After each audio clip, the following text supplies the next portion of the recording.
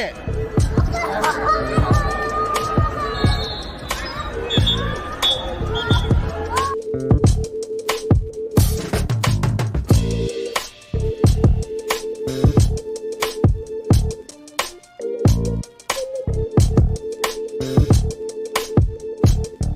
Get it! Go fast, go fast, go fast, go fast. Go fast, no! Why, bro? I say everybody goes go now when they out with it. Everybody takes one on the chain. You gotta learn to lose if you're down. Are you down the way they want to go? So we gon' do what they gon' do with it. Everybody goes go now when they out with it. Everybody takes one on the chain. You gotta learn to lose if you're down. Are you down the way they want to go? So we gon' do what they gon' do with it. I would rather roll my L's, keep pushing. I don't even like my seats with seat cushions. Now watch me rock them to sleep. They in too deep, they can't control their arms. I keep pushing. I've been here before, I ain't breaking in. I left something in the stove like Baker's man. Keep the heat in your house, keep that door shut. Close it quick like your mouth. Froze. I don't wanna get fined, so I give it my all. I build the utmost trust, just give me the ball. Don't snatch it out my hands and still give me the fall. Switch that to last and ain't give me the call. See you playing with me, but I got no strings, so you got no pull. So I'm all off script like Benny the Bull. I'ma break the machine. Who's raging with me? Live in your face, got the whole crowd swaying with me. Everybody goes go now when they out with it. Everybody takes one on the chain. You gotta learn to lose if you're down. Are you down the way they want to go? So we gon' do what they gon' do with it. Everybody goes go now when they out with it. Everybody takes one on the chain. You gotta learn to lose if you're down. Are you down the way they want to go? So we gon' do what they gon' do with it.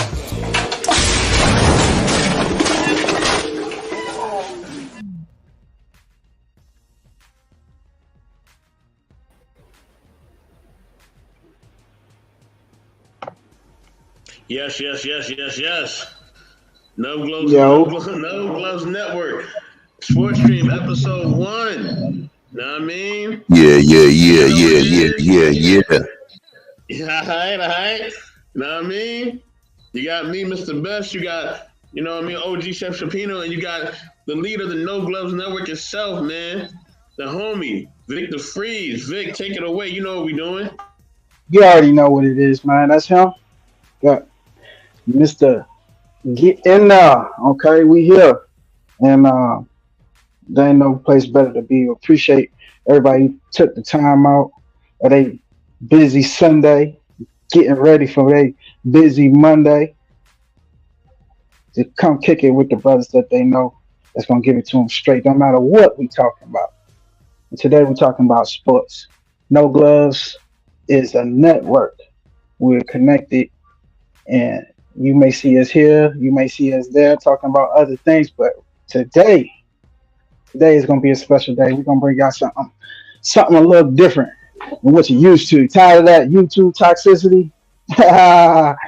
You ain't going to find that here. Okay, so let us begin. Mr. Best, are you ready to plead your case for the topic of your half hour? Man, so yeah, man, you know, I'm talking about, you know, this first month of the NBA, man. You know what I mean? Expectations, you know what I mean? Disappointments, you know what I mean? Where we think, you know, people are going to go forward in, you know what I mean? Early MVP predictions, things of that nature, you know what I'm saying? So that we, you know, we kind of midway through our first month in the NBA. You know what I mean? So what y'all fellas thinking, man? What y'all thinking so far? What y'all seeing? Salute to everybody that pulled up, man. Salute to you know, just Andrea. You know what I mean, Lady Andrea. I almost threw her in my motherfucking chat.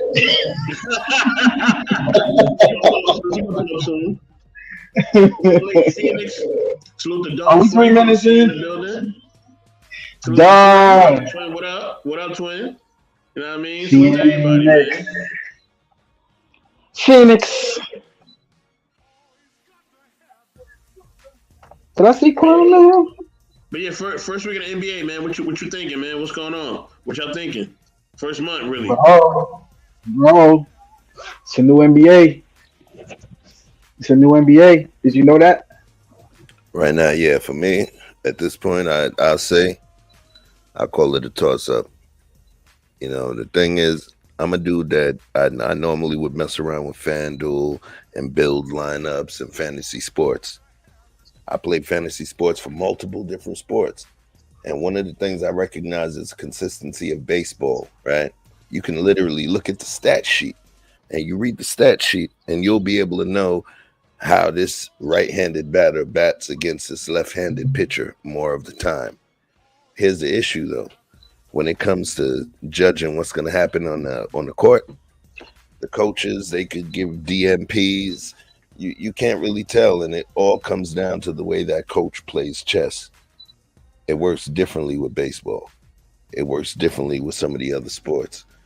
So at this point, I can't really trust it. I can't put any money on it. Okay, let me ask you this. Let me ask you this, OG, right? So, all right, do you feel like let me ask you this.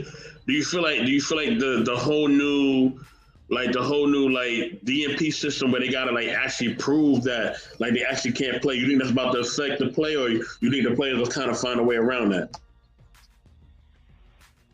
Wait, when you say the players will find a way around it, because normally in terms of the DMP, that's going to be something that's a decision on the coach's part.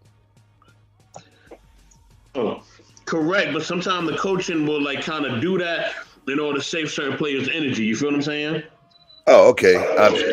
You're talking. Okay, I get where you're coming from. You get what I'm coming from, right? Yeah. So yeah, that's LM. That's what they call load management. Yes, sir. That's right. So in that situation, yeah, that's definitely load management. That makes sense to be able, for them to crack down on that. They have the same kind of thing in baseball too. There's a certain amount of time that they have to provide who's going to be playing and who's not going to be playing. So it makes sense. Is it going to have an impact? It remains to be seen, But for every new piece of legislation, every new piece of technology, there's always somebody that's able to kind of crack the system. They playing 100 games. Right. You know what I'm saying? I can't get no days off. Well, you don't work every day. You get almost every day. Shit. How many games that is? We gotta get it in. So that's a lot of repetitive use. That's how you get carpal tunnel just by playing tennis.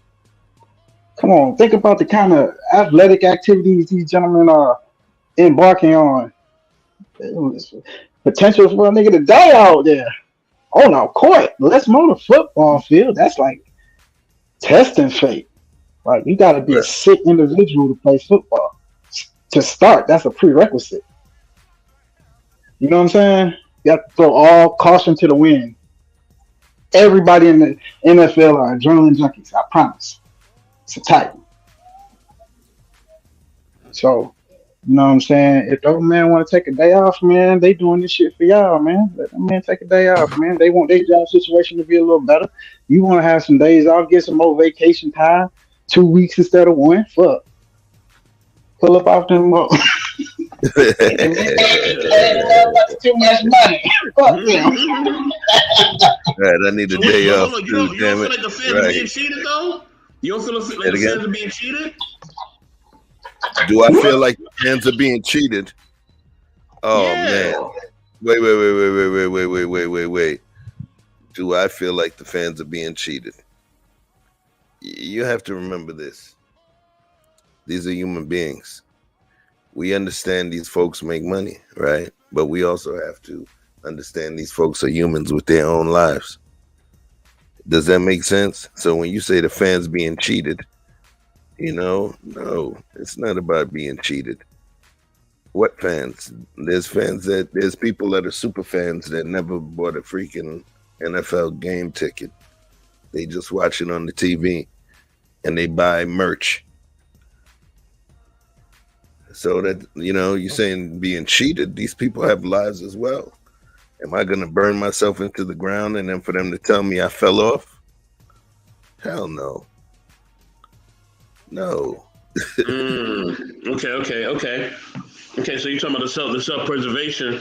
In business-wise, if you are the coach or the owner of a team, like you got to kind of, protect your bottom line, right? So you got to protect your star player, you know what I mean? And you got to kind of meet his demands and shit like that, you know what I mean? So I definitely understand what you're talking about, you know what I mean? So, like, I definitely get that. You know what I mean? Forgive me, Lord, for my French, you know what I mean? So, but yeah, with that being said, hold on, was it? Let me, as a matter of fact, sorry, interrupt. I wanna show you something real quick, right? And in terms of what I'm showing you, this kind of speaks to the way that I feel about the whole discussion. So let me get a quick share real quick. Where we at? Let me get a quick share.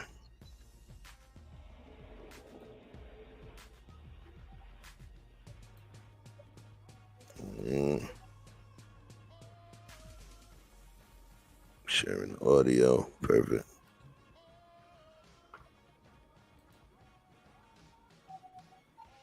Back to the fans. I'll never give Not back to an the accurate commercial. Oh, shit. You selling a product, bro. Why we the only niggas that's like gotta give our shit away for free? Everybody else get to sell stuff, whatever. Nobody give back to the fans. KB Homes ain't giving back to the fans. Coca-Cola ain't giving back to the fans. But the niggas gotta give back to the fans. They can pay for it. They don't pay for the music already. We gotta give them some more free shit. Yeah. About being transactional. I'm talking about being transformational. You gonna try to transform the dying industry by giving away free shit? Yes. Music. Yeah, music's over with. Streaming, bro. It's over with. I fuck with, you know what I mean? It's cool. I get it, but like, it's over with. Or you could just give back to the fans. I'll never give Not back to an the accurate fans. commercial. Sick motherfucker, man. I love it. I love how honest he is. It's refreshing. Okay. That's I use that. I kind of slid and segued into more of the hip hop artist kind of thing, but it's the same concept, family. It's the same concept. It's like, yo, this is my job. You understand? So I give of my service. I do not have to give of my blood, sweat, and tears. I give of my service, and if I perform at a high level, I should be compensated as such. But I should also, in that situation, not be expected to bleed more for them. Wait. Listen, man. We all are on an individual path, right? That's what my portion is about. You understand? And at the end of the day, we understand like terms. We gotta give like human beings like fancy terms like ADD or LGD or whatever. You know what I mean? They have to we gotta give them a term for them to make sense of it. You gotta give them an enemy so they can sleep at night. They can't just be the boogeyman. We don't know what the fuck that is. We need a name for it. You know what I mean? So they put a name on it for you. And at the end of the day, we want heroes. We want heroes. These men are our real life superheroes, doing shit we could never do or never think to do until we see them do it. And we hurt ourselves, and we tell our children that we were better than we were. These men are actually out there on a regular basis. Like, if you saw the concept of what it would actually take, that's why the real life movie of Batman, like, okay, wow, Dark Knight, oh, that's the reality of the situation. Being a hero takes a toll on a hero. You feel me? Chef said it real just a moment ago. I had never heard it that way. Things you know, but it's different to acknowledge. And he said, what, you gonna run yourself in the ground just so they can say you fell off? So what is the cost of being a hero? You know what I'm saying? How about that CTE? You know what I'm saying? How about, you know what I mean, arthritis? These men can't walk. You know what I'm saying? Like that's why they're going to the doctor after every game, the chiropractor after every game, the sports conditioner, the this, the that. They spending millions and millions on their body. They got to put it back in, or they don't last. You only get one car. I don't give a damn how well it's built. So, at the end of the day, you know what I mean? It's impossible to cheat the fans. You put out your product. This is the most capitalistic society there will ever be. The market will decide. It will decide your sexual value. It'll decide your spiritual value. It'll decide everything around you if you let it. Or you'll set the market based on what you think your shit is. And if somebody buy it, it tell you that you close to truth. You convince at least one person to believe that what you said was gold. Solid gold enough for them to cash in on you. That's what an NIL is. We're gonna get to talking about things like collectives. You know what I'm saying? We're gonna put some information in your head, some fat on you.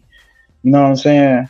And definitely gonna let Chef Shapino do what he do. Everybody know the wordsmith he is. So Mr. Best, let's get it on. Definitely. I'll say this though. I'll say it's a fine line because I think yes, the fans need to be entertained, but I do think the players do need to have they do need to preserve their bodies, their energy, their time. Be able to take care of their families, et cetera, et cetera, et cetera. Right. So I'm not saying that I want them to basically beat themselves into the ground. But what I'm saying is that there's some people who they know they're not hurt. You know what I mean? They know they're not hurt. They know they're not feeling nothing, no pain, no nothing. They just don't want to go out there and perform. You know what I mean? For whatever reason, right? They just don't want to go out there to perform, whether it's personal, not personal, whatever. They just don't want to perform. Salute to Narratives and Dialogue. Also salute to Alonzo Hall. You know what I mean? But I think also, you know what I mean? And I always say this, it'll be nice for our public figures, for our people. I'm talking about our people. I don't know about anybody else, but for our people to be revolutionary, to be the Jim Browns or the Bill Russells or the shit that laid the foundation for us. It'll be nice. They don't have to, but it'll be nice. You know what I'm saying? And it will actually help because our communities are still in a bad shape. Our people are still in a certain way. Some of us are doing well, but some of us are not. Some of us are still struggling.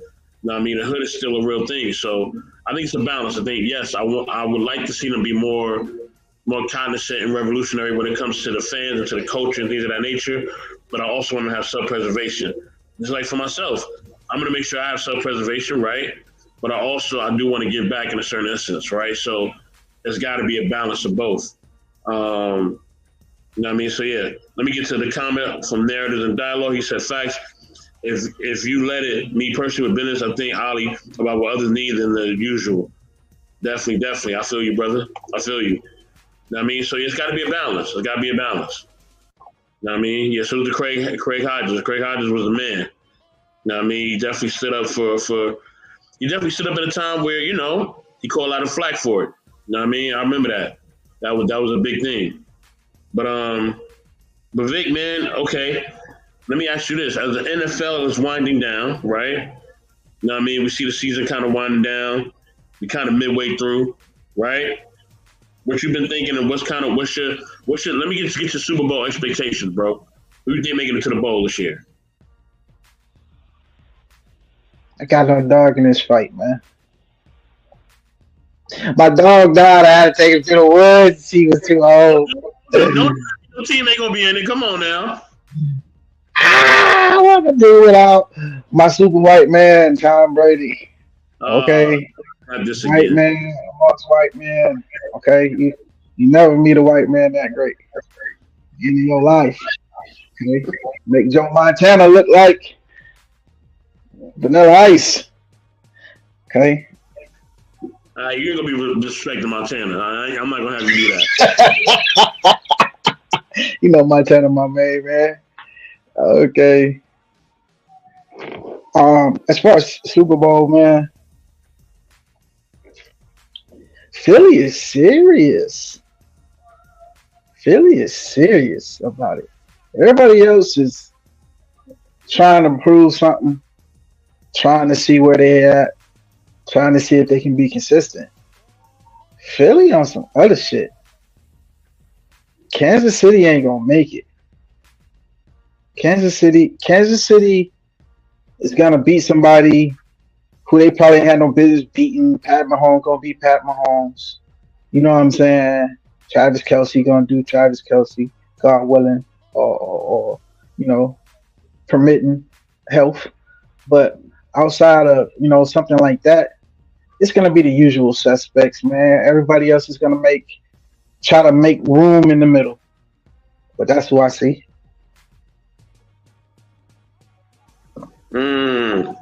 I'll say this for like the OG Rock. I'll say this, right now. I think Kansas City definitely be there. Salute to Mika Marcel. Glad to see you in the building, family. Salute. You know what I mean? So I think Kansas City will be there. Contrary to what you're saying, I think that they will be there, right? Now, with that being said, right? Because I think right now Kansas City, they just kind of, I'm not saying that they're not taking the game seriously, but they kind of in kind of like a almost like a chill mode. Like they like, all right, let's just get through this season so we get to the playoffs so we can act the fool. That's what I think they're gonna do. I think they're gonna go crazy in the playoffs, right? And they're gonna face Philly again. And I think Philly will come close to beating them, but they're not gonna be able to get it done. They're gonna get heartbroken again. It's gonna be a Heartbreak Hotel Part 2. You know what I mean? They're gonna get close, but Mahomes gonna break their heart again. And they're gonna be sad. You know what I mean? And there's gonna be some sad days in Philadelphia once again. You know what I mean? But yeah. You know what I mean? And I got my views on Philadelphia, but that's big words. That's big words, man. This is on the record now. I'm saying it. So whoever in Philly, I said it. Y'all not winning. All right? It's all right. It ain't gonna happen. You know what I mean? This is Mahomes era. Get used to it. You know what I'm saying? Them wallet words. And I meant to say it the way I said it. You feel me? You said my narrative, my nephew, his father, and my brother, and the whole crew. It was like Cowboys versus Falcons. I don't know about that one. I don't care for either in this day and time. Okay. Lady Phoenix says everybody allegedly balling ain't got money. Like at TLC and Mike Tyson, man, they gonna take your whole bank with no shame. Yeah, that does happen. You know what I'm saying? OG, what you think, man? Who you got for the bowl? Who you think win the Super Bowl? I don't know, man. I just, in terms of the power, in terms of the play, I look at the Saints. I look at Miami. Tyreek. Yeah. Cannot ignore Tyreek, but they ain't going nowhere this year. They gonna look good all the way through. Tyreek gonna get off, but they one and done. See, my perspective is skewed because I understand in terms of individual play. I mean, in terms of the team itself. But doing fantasy sports, I so much focus on the individual player, each player, and understanding how pivotal it can be to change the whole team dynamic. And there's certain people that are able to galvanize folks to make a move. Locker room guys.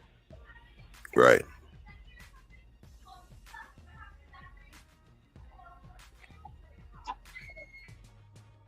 What's up? That's what we're doing NBA. Or what's up?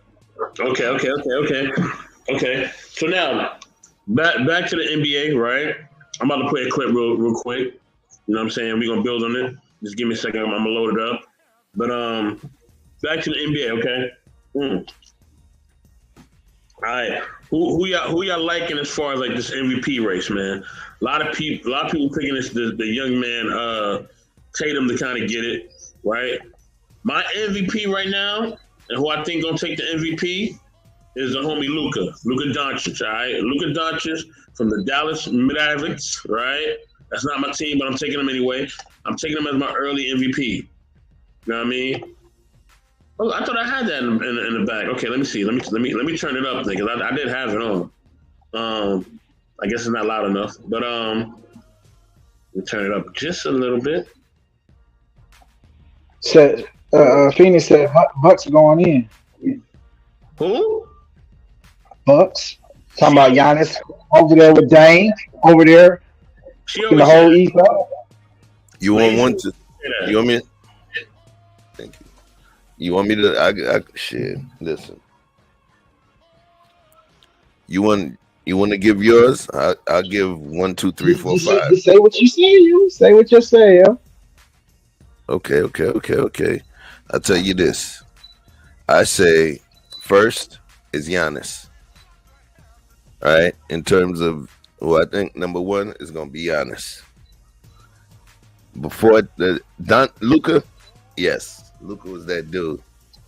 But What are you talking about? MVP? Tatum before Luka. Are you talking about MVP? I'm talking about MVP. Oh, that's what I'm asking. Okay. Yes. I'm talking about MVP. Hell nah. I Wait. already made my proclamation, man. Vic is gonna be rookie of the Jokic, year. remember, Jokic is still in the hunt.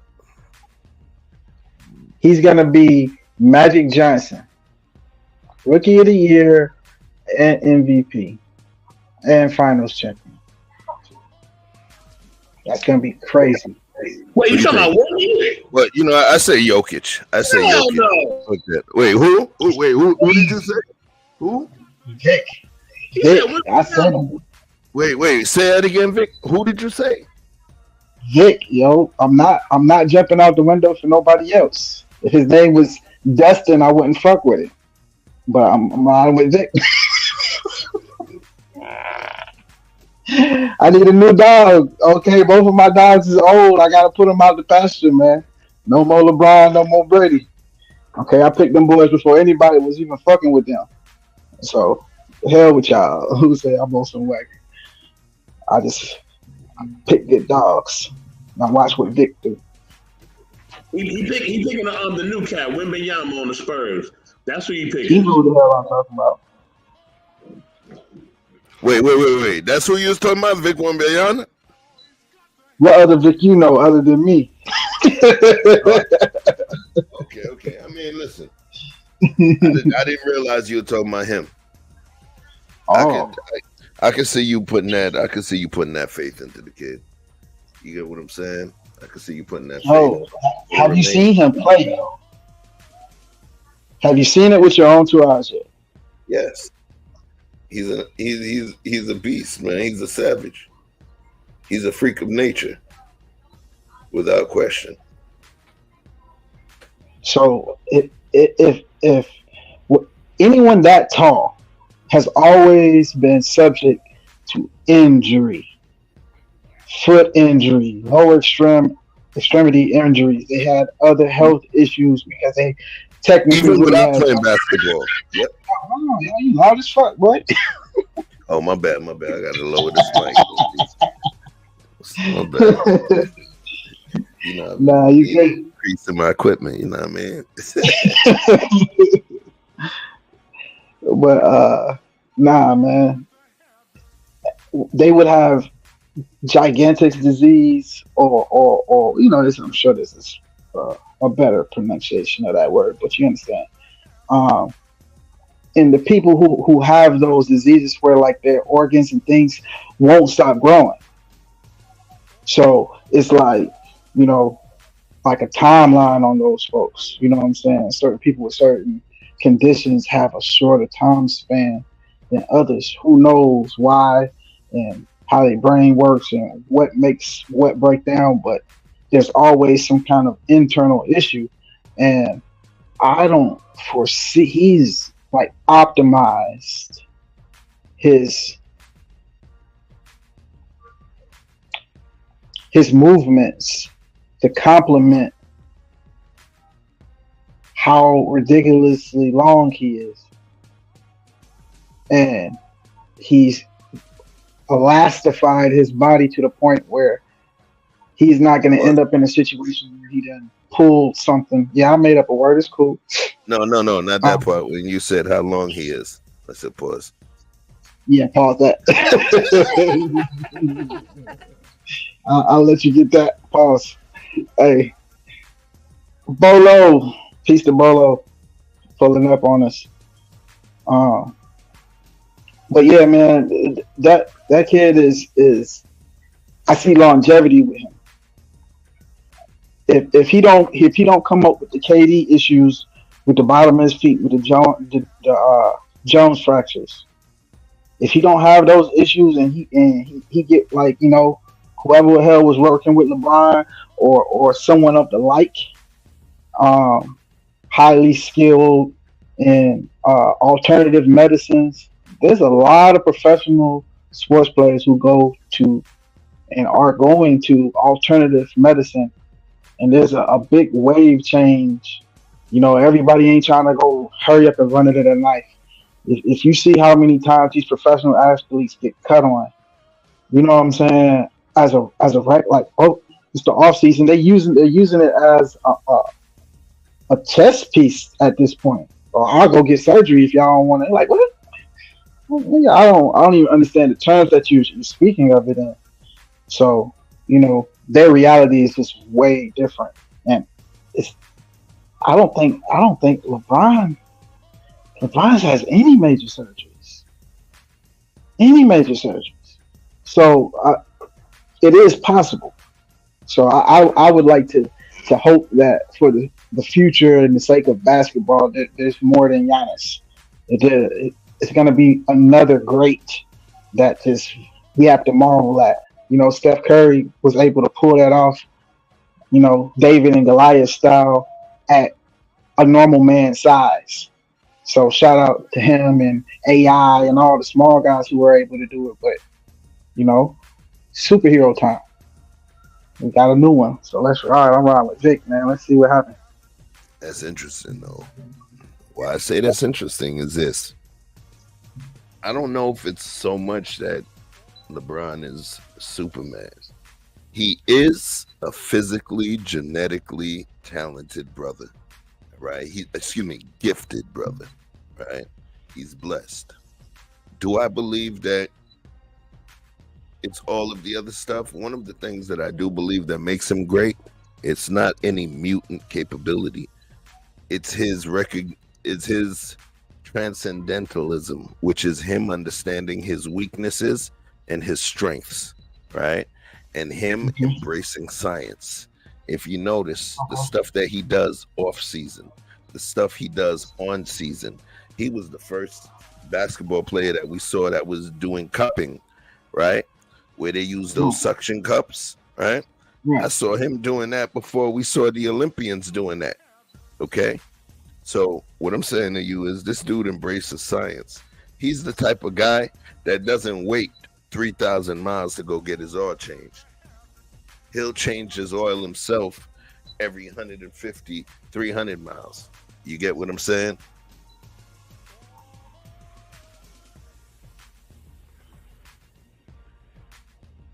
So it's like that kind of individual is going to be the person that focuses on tailoring his machine. And in terms of utilizing the technology, it's not a negative thing. It's actually positive. He recognizes, when I say technology, I should say his physiology. That's the better term to use. He understands the way his transmission works. And he focuses on that. And the exercises and the training that he does transforms and evolves as he gets older. As he gets older, so that he can be at peak efficient form based on where his physiology is at that time.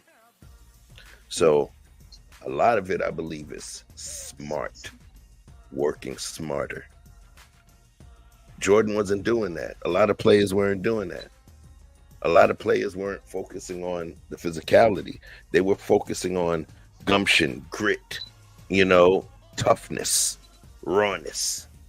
That's what they were focusing on. But now, utilizing the science and understanding and embracing it, that's the thing that will make them look like Superman. What you think? I have to agree with that. That's like the crux of, that's the whole LeBron experiment, if you will, because I don't think that another man with his mind would have gotten his results. Maybe in another area, but not in a physical feat. You understand what I'm saying? That's not transferable. I don't give a damn how great those principles that he may have used, his ability to adapt, things that you could adopt by mirroring. But what you're not gonna do is in year how many years, Vest? What year is this for LeBron?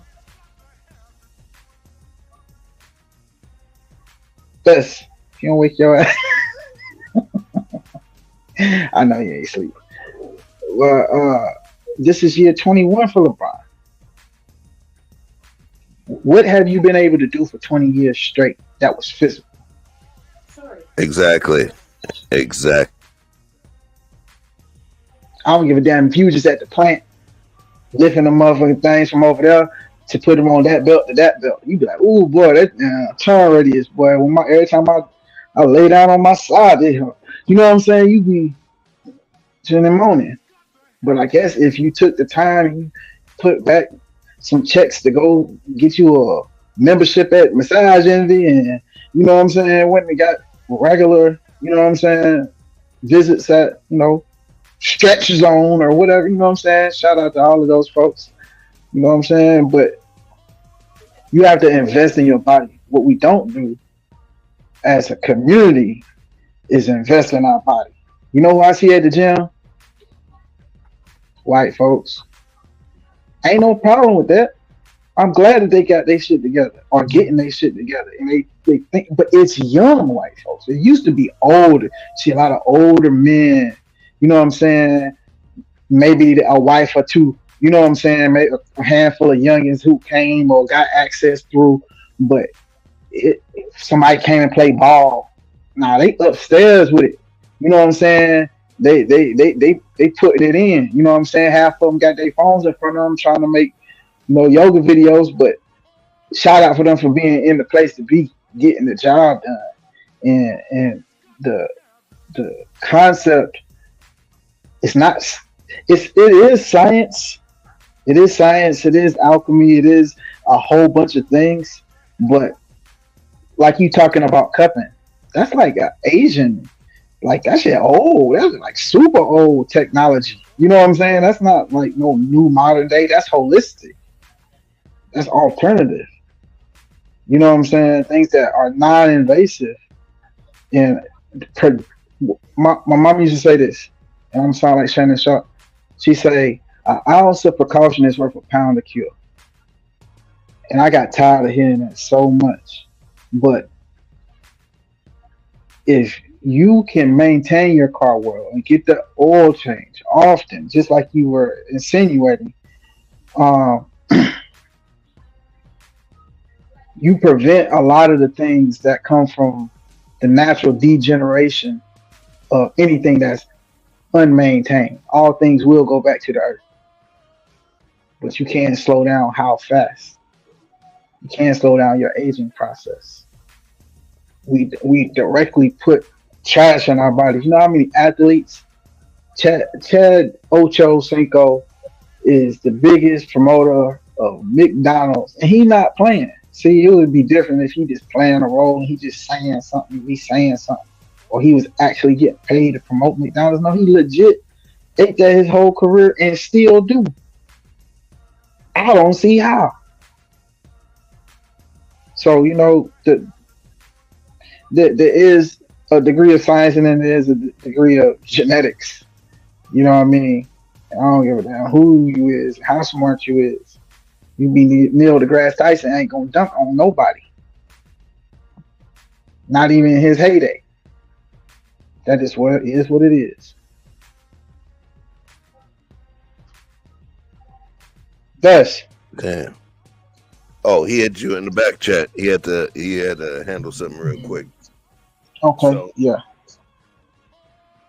So just not to dig too far into it, my question to you is this. When we talk about players, the new generation of players, there was a conversation, because I know we talked about how some people will feel older players were tougher than the newer players. Now you've seen Gilbert Arenas, No Chill Gil, right? And Gilbert Arenas, he's been talking about how he hates when folks say that the older players would be able to bust up the newer players. One of the things I do believe is what he's saying. He talks about the sometimes moral ineptitude of some of the players, what they would do prior to games, the lack of discipline. Many of them, remember that a couple players dropped the bag of that white substance, fell out of their sock during the game. You know, you remember what Michael Irvin told us what was going on, how he I got down. That was just the error. Right. So the thing is, if we have a newer generation that knows how to function more efficiently based on what they learned from the older generation, wouldn't it make sense that the newer generation would be able to, win in leaps and bounds compared to the way the old school did it?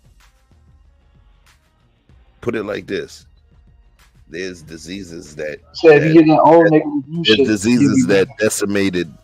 decimated millions of people in the past that would do nothing now, just because of the fact that we have that science.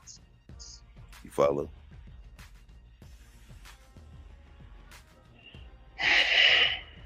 I can go along, but I think the technology would outweigh the science. You understand what I'm saying? You can put technology in science, but technology is the actual thing that is moving the needle forward. Yeah, technology and science, they work in tandem, though, bro. What's that? Technology and science, they work in tandem. Science is the goal. Science is the reason. Technology is the tool. Technology is the vehicle.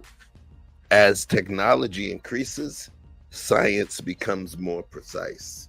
Technology is the actual tool. Does that make sense? The scalpel has become thus further sharpened by virtue of the fact that the technology to produce it has become more precise. Technology is the tool that moves science forward. Okay, the reason that we know things that we know today that we did not know 50 to 100 years ago is because of technology. Okay, so technology can be a bow and drill, right? It doesn't necessarily have to be a robot or a machine. Science fails without technology. Science remains in a stasis standpoint without technology. Science requires technology in order for science to evolve and to grow. This is what I'm actually asking you, though. This is what I'm actually asking you. If you can call something that is non-mechanical technology because it's subjective. What you're calling, you as in anyone would call technology because it's new to you. The information is new to you.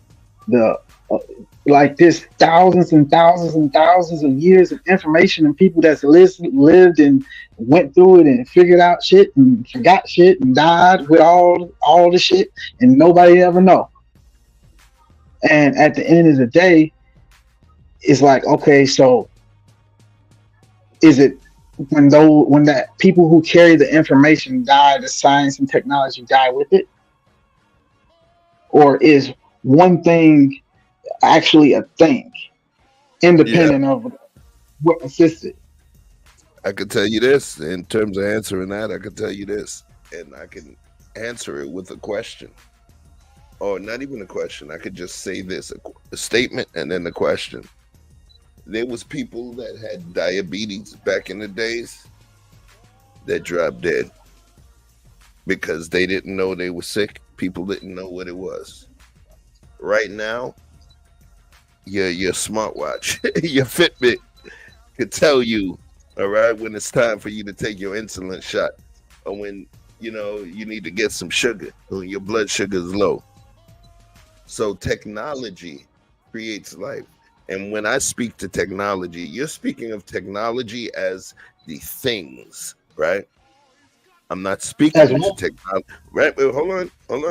I didn't hear what you said. Wait, you're speaking to technology or referring to them as the things, as the items, as the tangible physical things, as the technology. I'm speaking not to the technology. When we talk about the technology is the laptop. The technology is the tablet. The technology is the smartphone, right? I'm speaking about technology, the ecosystem, the fundamental evolution, right, of our ecosystem into a more precise and efficient flow. That's technology. You're referring to the technology, the things that were created out of that essence of technology. That's different. Fuck is you talking about, Chef? Oh, hey, because you don't understand him, it doesn't mean that he's nice. Tidy. Yeah, Tidy. I know what you were saying though. Real talk, my dear. I know what you were saying. It was just, it felt like you were talking. It was because I was talking about technology as a whole, which is more, I don't want to like to use the term industrial. You know what I'm saying? Because technology, there's a spiritual essence in there as well. So I just wanted to talk about technology as a whole, not just items. You gotta think about not technology, not technological advances. Listen to me for a second. Yeah. There's a game called Age of Empires, right? Have you ever played it? Mm-hmm. It's what they call a commander game. And for those of you who have never played games or care to, you can play it on any platform now. But back in the day, on computer games, there used to be what they would call commander games that you would basically control a civilization or whatever. And you would start with this town center, and you would build up, and then you would fight or fight with other civilizations who had been doing the things that you had been doing, because you would be trying to beat them to a level of technology that would create a significant enough difference in your ability to war, so that you may take their resources before they catch up to you in their version of that level of technology. So at the end of the day, the beginning of that technology is something like agriculture. So it wouldn't be your smartphone, your laptop. It's a thought process. Your ability to recognize a more efficient or beneficial way to do something. Just like you were describing with LeBron James earlier. He's creating his own technology for, if you will. Because he's putting together the technology that other people have come up with, like cupping. That's not any advanced genius idea. You probably did that 1,000 times, playing with cups and different things, sticking it to your skin on accident, not knowing that it's already a thing. And you blew right past it. Somebody else had been doing this for 1,000 years and 10 generations. So at the end of the day, I think that technology that you're speaking of has evolved to the point where it has completely taken over industries, to the point where it threatens those industries in and of themselves, the people that drive those industries and the jobs surrounding those industries. If it can operate independently without you, then at what point do you say enough? Where's the sweet spot? Or is it a fool's errand to even see? So at the end of the day, I wish Bess was here. Maybe you could do it if because he would have to share your screen. But there is a technology, and we'll talk about this on another stream. But the technology that has entered the sports field, as far as take it off of health for them, and just how they actually operate on the court, from the pressure in the ball to the cameras in the pylons to determining instead of waiting to someone digging on the 1 yard line to see if they crossed the goal line and 17 people got to try to pull these guys off of this dog pile that they've created and give a unbiased opinion of where the ball is now. They can actually see if it crossed the plane. They don't need to pull out chains. You know, in the NBA, you know, they're considering going to a completely digital floor,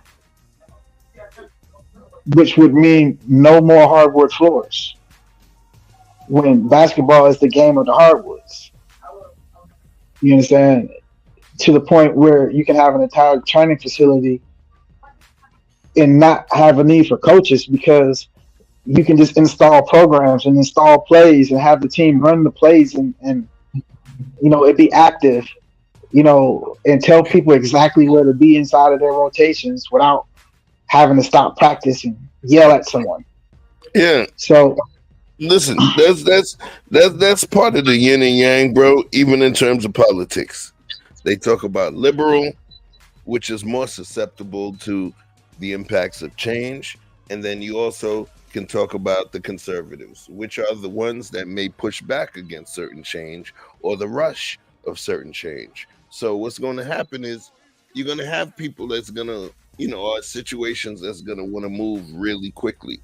But then the in terms of the checks and balances, what's happening is you're going to have those people that recognize the beauty of the classic situation, the beauty of the beginnings. And those are going to be the people that will push back against the rapidity or the speed of said change.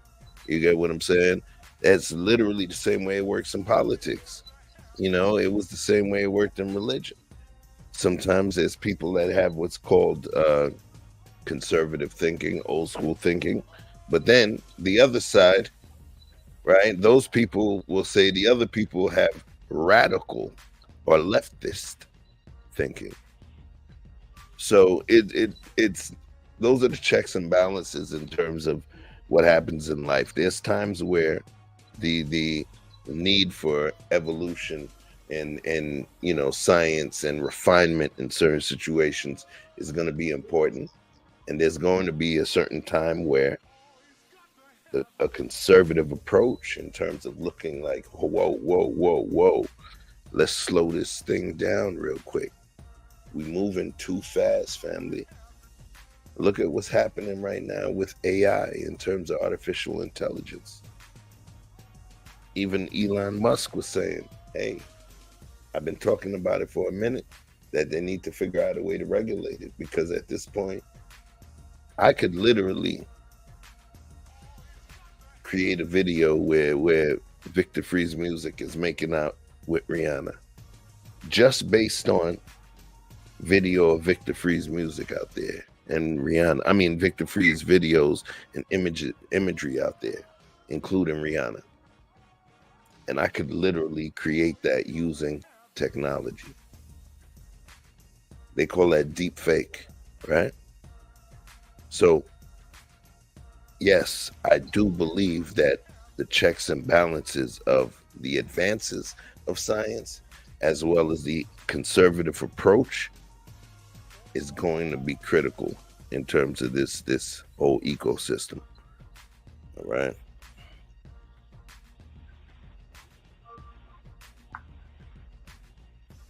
What do you think? I think you're too smart for this conversation.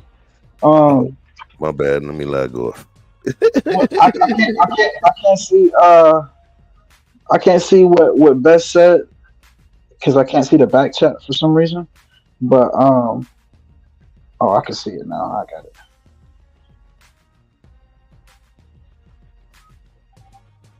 Okay. Because I'm not driving the stream, so I can't go ahead and play these clips. So normally I would just go ahead with my my point. But what we'll do is I'll go ahead and speak on the subject, and hopefully by Hold the on, time try it. Try I'm it. back. He's back. He's back.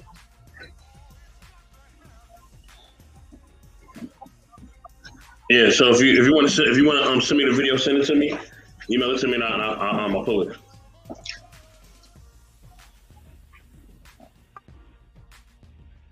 okay. So go ahead and play that one clip for me. Okay, you sent it to me. Yeah, you should have the clip with everybody's with everybody's clip. You feel me? Hold on, I'm checking right now. Okay. Let me see. I didn't separate them as far as Is it in my email or my DM? should be in your DM for sure. Okay, let me see. Hold on. It's on the No Gloves Network, right? Nah, probably not. Should be in the mind. With the first. Hold on, let me see.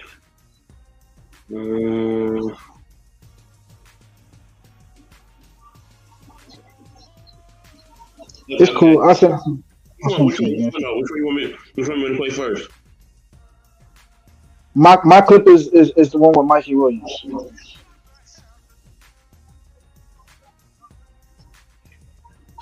Mikey Williams. Okay, the only one I got from you is the NBA Rigged. I got that one. And I got the Chet and Victor, and the other one was Victor stretching. No, that's from another stream. That ain't it. That ain't it. Hey, just I'll send it to you again. But let's go ahead and breach this topic. Matter of fact, are you back? Yeah, I'm back. Yeah. Okay. Once you get yours, and then I'll pull my clip and send it to you. Yes, sir. Okay, I'm gonna play my clip right now. Hold on.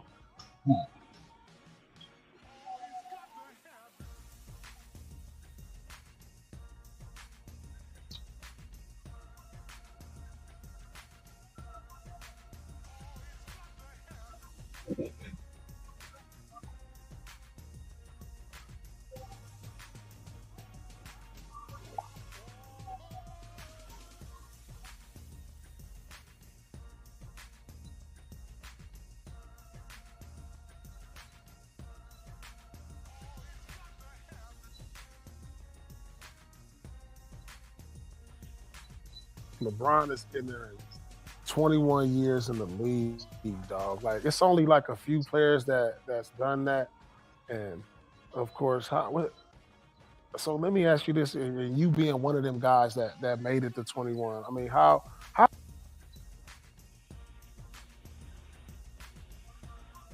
are you even capable, and how is that possible, and how did you even get there? Because there's only a select few that enters this group. And how is LeBron being able to sustain this level of play at this year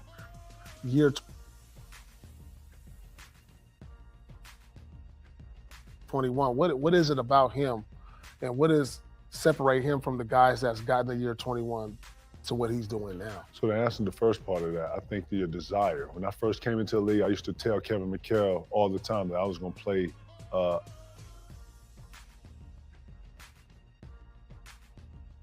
I was going to play 19 years in the league, so I'd have been in the league half my life to 38. So 38 was always the goal. I wanted to be able to play, say, hey, look, I played 19 years. That was the whole thing for me. That was real. And then too, Pete, we was built off of another script where the longevity said something about you and your desire and how much you love the game. You know what I'm saying? And I'm not saying just playing when everybody's watching. I'm talking about when you're playing with, Cuzzo and, you playing with the kids or, you and your boys in the front yard. Like, that's real love to me, right? Also, some of those younger years, bro, I actually really took really good care of my body. I was really into yoga at 19. I stretched a ton, me breakdancing, thinking I was a dancer and shit, you know what I'm saying? taught me how to really discipline to take care of my body and Contributed stretch. breakdancing the Straight last up. 21 Because years. you know why? Because of the stretching. I'm telling you, I stretch like no other. You know this. And then, two, I had a different level of commitment when it came to new, innovative things that can help the body be better. The infrareds and the hyperbaric chambers, the chia seeds. Like I was, Pierre tell you, I was up on health early. The vibrations, the chimes. I got a lot of stuff from you. You know, aligning my chakras and being really manifestations, seeing me doing it, seeing me host a trophy. Like, all this went into my makeup of being better. So the beach workouts, the sweats, the stuff that you got to actually go out and seek for yourself, hiring Joe Bullazar and going to Impact, you know, doing hills, going to Vegas, Red Mountain, like all those workouts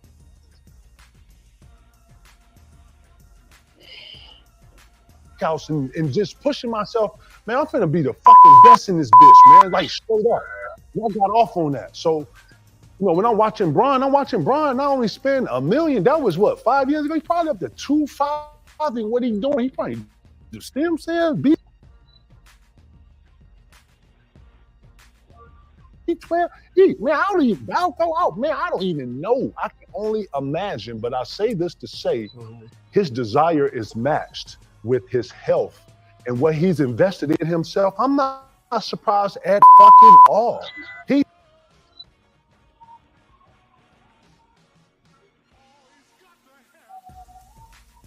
put this in himself. He gets up and go to the weight room. He gets it in after practice. He ain't nobody waking him up, making him go in and fall. I think the first days of training camp, Christian Woods say he tried to come in there at 7:45. Bron already in there working.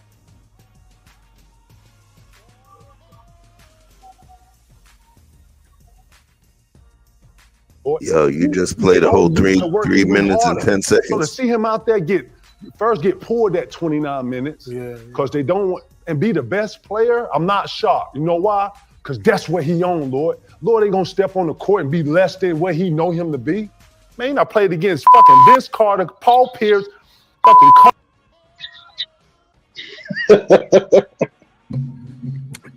Bryant, Tracy McGrady, Dale Curry, and Steph Curry. Nigga, you think he gonna come in here and let a motherfucking New Jack do it? Man, he ain't playing that. He built from the traditional. Bron from the old country. You know what I'm saying? He graduated to this new jump, but he from the old country. He built old country. You know what I'm saying? So he gonna keep. Lord, he got another 4-5 years of him if he wants this. It's simple. Downhill, pick and roll. I get into the lane. I cross over. I come back. Euro, you left hand. Call the whistle. If I don't get that, I get the fadeaway from the 14, 15 from the free throw line. I got a standstill 3-pointer at the top or in the corner. Lord, the game. Lord, if you know how to play, and he knows how to play, he knows how to score. And he knows time, efficiency, and he knows how to score, bro. Yeah. I'm not shocked at nothing he's doing. It's just about how long does he want to do this. You always hear him say this, as long as my mind, we always say, you get bored with the process, bro. And this is a long-ass season. And you know what? He got motivation to play longer because his kids. You know what? That's his new motivation. I got to stay here another 2 years, get Bronny in this bitch. And then we're going to do the Ken Griffey goddamn. But he's talking about his younger one, too. Lord. He waiting on him. Lord, he Bryce, just said Bryce? He waiting on him. Lord, get the fuck out of here. He just Lord. mentioned that. Cold. So we talking about 25 years. Man, Bryce, like, God damn. But think about this. He in his 21st year. Lord, he can make 25 years. No, there's going to be more players that's going to be playing because as the game as we as athletes evolve, look, as we as athletes evolve, we getting stronger, better, longer, and so we're going to see more players playing 21 years. But for the simple fact, that's medicine. That's science, by the way. Yeah, for sure. But we haven't seen nobody play 21 years at this level. Word. So you telling me, like, all right, say he averaged 22.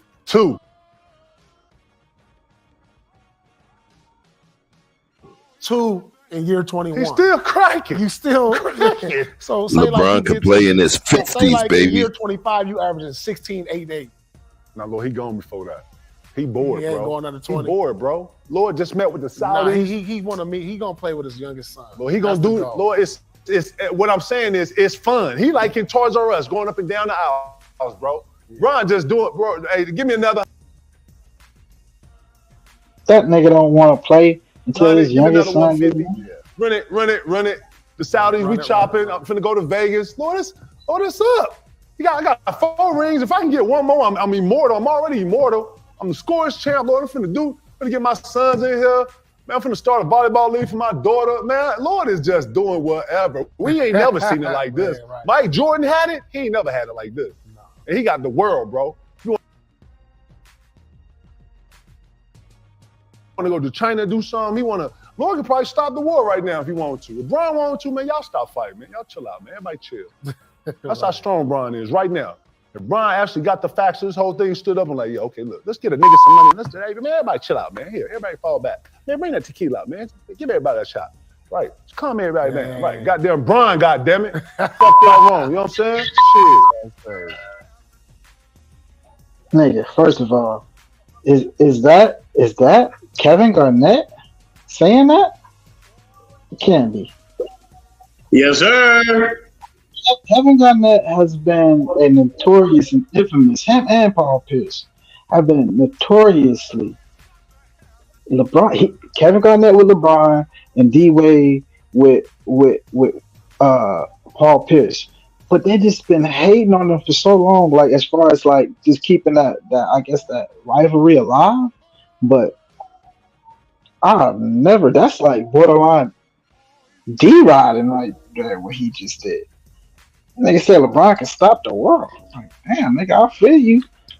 I feel you, my brother. I'm trying to clean up my language. We might actually get some money out of this shit one day. Yeah, man, as far as LeBron, we just had this conversation about technology versus science versus even to the point of where it's going in the NBA and what has changed. You know, from them preparing to change the court to all digital floors and get rid of hardwood, all the way to changing the runs and the nets. Listen, this game is going to turn into Running Man at some point. From football to basketball, we've been evolving in every other area. In every other area, people don't like you to mess with their sports. They just don't. So, I respect that, but the money has spoken. And people want to be excited, and they want flashing lights, and they want colors, and they want the background to do stuff like when the 19 was around, and they had the digital, like everybody sit in the stands, and they were still selling seats digitally. Like, this is wild. You understand? So it's a wild, wild west out here now, from all the way from how healthy a player can stay, from that all the way down to gambling in the stadium. This is a new day for sports. With that being said, Vic, can Bron and Lakers still get it done? Know what I mean? Everybody see the question? Salute to Hank. I see you in the building. Salute to them 3. You know what I mean? Salute to Marcus. See him in the building as well. Salute to everybody, man, who pulled up. What's going on? But can Bron and Lakers still get it done, Vic? Do I think Bron can still get it done? You talking about like for this year? Yeah, can they still get it done? Can they still get that ring? Listen, bro. If Bron had the nuts to say, get this AD broke ass mountain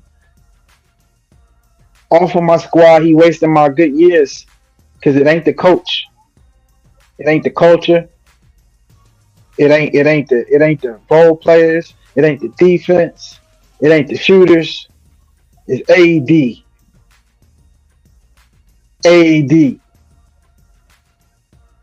As Skip Bayless would say, always disappointing.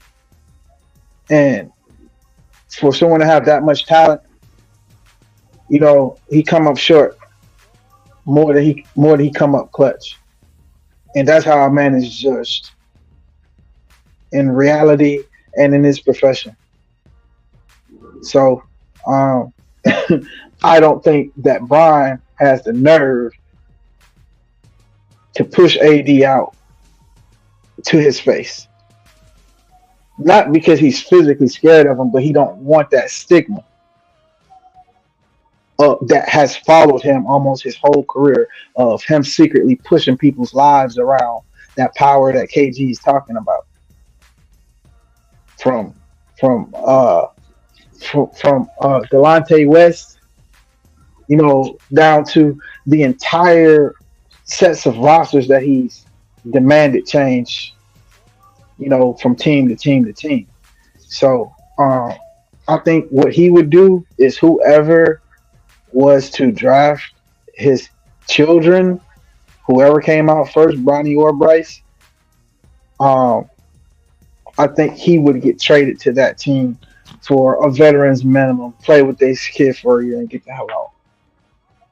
I don't think he's going to try to stay for all of his kids or nothing like that. But he definitely said out of his own mouth that he's going to try to do that. But not only is that man hurt, you know what I'm saying? Now I think he's probably in a better condition than most, and that's what they're glorifying. But at the end of the day, a banging is a banging and a beating is a beating, and that's what you get when you go to work as a man doing man's things. So at the end of the day, you know that retirement is real because your body can't keep up with that. Father Time is undefeated even by LeBron. You know what I mean? So peace to Bron and everything he trying to do, and I hope he get to fulfill some of that. But I don't think that could be replicated, technology or no technology. Okay, man. I hear your point. So I think personally, I think he still think in his mind that AD is still that dude. He still thinks in his mind that AD can get it done. He's even said that AD's jersey is going to be in the rafters. This is what this man said himself. So what do you think about that? Somebody said Lonzo Ball name was going to be in the Raptors too. So, all these lights, quit trying to put all these light skinned niggas in the Hall of Fame, man. Oh, you being petty, man. You being petty, man. Come on, man. Y'all need to stop disrespecting. Y'all need to stop disrespecting. Stop disrespecting LeVar Ball. He's a father that was there in his son's life, and he was intentional in where he took them. And can't nobody say there's fathers that got one or two sons, and they can't even get them a scholarship in college. You understand what I'm saying? So we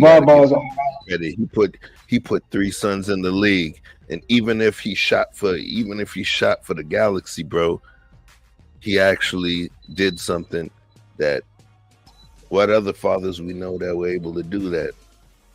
You know, you go Archie Manning, okay, he got Peyton, he got Eli. This man put three sons in the league, regardless. That's the way, you know, it when we talk about it, we have to think about the way that we look at these people and we extrapolate their greatness. Mr. Miyagi saw something in Daniel's son, and he extrapolated psychologically the greatness of Daniel's son, that he could beat Cobra Kai, and he trained him as such. And a lot of times it's not just about training, it's not just about discipline, it's not just about raising, rearing, nurturing. It's also about understanding. It's also about tweaking. It's also about the science and understanding who that person is and how those things we teach them are going to benefit. You feel what I'm saying? So, you know. It's not that. It's not like you know, I'm speaking ill of LeVar. Actually, I was speaking of Magic Johnson, who said that Lonzo Ball would be in the Raptors. He's the one that drafted Lonzo Ball And LeBron is the one who got him traded. And if he had LeBron's trainers, he probably would be healthier because he's a hell of a player. He developed very fast, even without a lot of professional guidance, because I think his father took him as far as he could take him, as far as his knowledge. But there's some things that he could not tell him because it's uncharted territory for all of them. That's how he was able to get hustled. You understand? He had to reestablish that trust with his kids. Scared his youngest son off. You know what I'm saying? He had to reestablish. But at the end of the day, you know, his grind is respected. But you know, it ain't about none of those guys. I was just, you know, making a funny, if you will, at Lonzo's expense.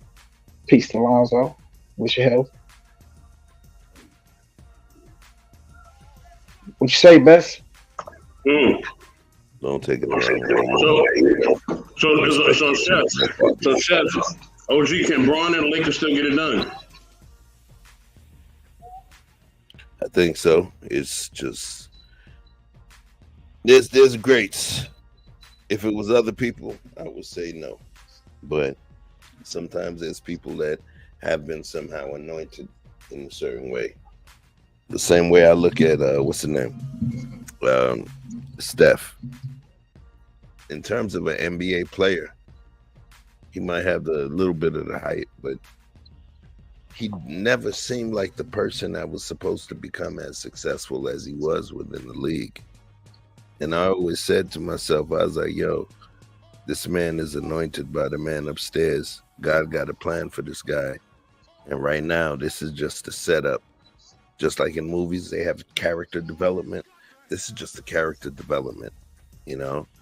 The same way Ronald Reagan became president, he started out as a lowly actor, you know, and then became famous doing his craft. And it literally seems as though when every time Steph makes a shot that he looks like he's not supposed to make, you know, that shot that he makes from the tunnel, it's like, man, got a plan for this dude, and he's just doing this to us to make sure we pay attention to him for when it's time. LeBron James is one of those people. He's anointed. You know, my parents were born in Haiti, and there's a term, you know, it came from the church. It's a term called les enfants de la promesse. And what that means in French is the children of promise. Les enfants de la promesse. And, you know, in Asian culture, it's called the golden child. You know, and in numerology, they call folks like him an indigo. Those people that just shine bright and are brilliant within what they do. And so it is what it is. He's a legend. He's already a legend, bro. We can't take anything away from him. Can he get it done? Is he gonna get another one or not? Another one. What you mean now or between now and he retires? What do you mean by that? Is he gonna get another one or not? You mean right now? When do you think he will like one? I want him to get one. I would like him to get one whenever he was trying. Okay, if he wasn't trying, I don't want him to get it. But if he was trying to get it, I want him to get it. So, you know, if there's a legitimate team behind him, there's no real obstacle in his way in order to get to his goal outside of his workmates showing up and doing their job. Tom Brady is not Tom Brady if everybody don't show up and clock in on time and do what they're supposed to do. They depend on that. That's how the Spurs run. You know what I'm saying? There's organizations and coaches that run sloppy. Yo. It's look, son. Yo, it's sacrifice. Tom Brady had to do a Jack and Jill bathroom with Antonio Brown to win the championship. Hey. He had that dude living in his crib. That's what it is, yo. I'm gonna let you fuck my wife. My wife? You're gonna have to edit that shit out. ah, but yeah, man. So LeBron's time is up. Peace to him for being able to ride it out a little bit longer and reach some more personal goals and milestones. He'll probably get, close, if not take, the assist title as well. Walk away number one in everything. That would be the ultimate possible goal you could reach for. Number one in everything, guaranteed Hall of Fame first ballot. You know what I'm saying? Fuck Michael Jordan. Stop comparing me to Michael Jordan, motherfucker. I'm number one. At everything. Fuck Michael Jordan. Give a fuck about his fadeaway. I don't give a fuck about his fadeaway. That nigga ain't cool. That nigga invests in private prisons. That nigga don't talk to the people of the youth. He not personable. He let his son fuck his best friend mama. Or at least his best teammate. Or not mama, but wife. Damn, he's not personal. If that was any better, listen, man, I don't fuck with Michael Jordan like that. I used to could. That's why I hurt a little bit more. But it don't hurt no more. I just want to tell him, fuck you, man. That's all. God damn. Damn. I ain't really fucking with shit. You sound like he owe you child support, son. Probably. Oh, bitch. Nah, man. It's one thing if you just laying low. Ain't that wrong with laying low and not wanting the burden of giving anything back. That's okay. You got the right to make that choice. But don't you motherfucking contribute to my downfall. Fuck you. All the ways to make money and you rather them fill up a box full of niggas. Fuck you. And everybody like you. Damn, man. I was going from LeBron to Jordan. Goddamn. Do I think Jordan? No, I'll tell you one thing, Marcus. I'll tell you this, right? And I'm glad you said that. And I hope you come up because I definitely want to have a discussion with you. Your Warriors ain't winning shit, okay? All right? Nothing, okay? Zero. You know why? Because you're too small to ball, my friend. They're too small to ball. Y'all are too small. And you know this. You know this. You're just too small, okay? You're a little guy. You ain't winning nothing. Right now, it's about size and athleticism. The Joker done showed you that. Embiid done showed you that. Giannis is about to show you that. This is the size and athleticism era. That small ball era is dead. That shit died about 2-3 years ago. The shit really died last year. That shit was over when the Lakers got you out of there. The 6. All right? So, you're too small, my friend. You're too small to ball. Yeah, you can talk about the Miami shit if you want, but you're too small to ball. You're not winning it. I know that for a fact. You're not winning it. Because like I said, you are too small to ball, my friend. Too small. You got enough size. You're a little bit bigger than the Clippers by an inch. Y'all got a little bit of size. Y'all too small. Y'all got enough size for Denver. You damn sure ain't got enough size for us. We already proved that last year. And then this year, if you face up, we're fully healthy. We're a better team this year. We're going to sweep you this year. Sweep. Okay? So if I was you, I would just try to beat the Kings, worry about them. And because when you make that second round, it's either going to be a sweep or it's going to be a gentleman's sweep. You ain't getting more than 5 games. I'm letting you know that right now. Like I said, you were too small to ball, my friend. Too small. I knew that bullshit small ball era wasn't gonna last long because it just can't. Now, you know what I mean? With that being said, I get to move on. You know what I mean? And I'm gonna share my take real quick. So yeah, can Bron and Lakers still get it done? Possibly.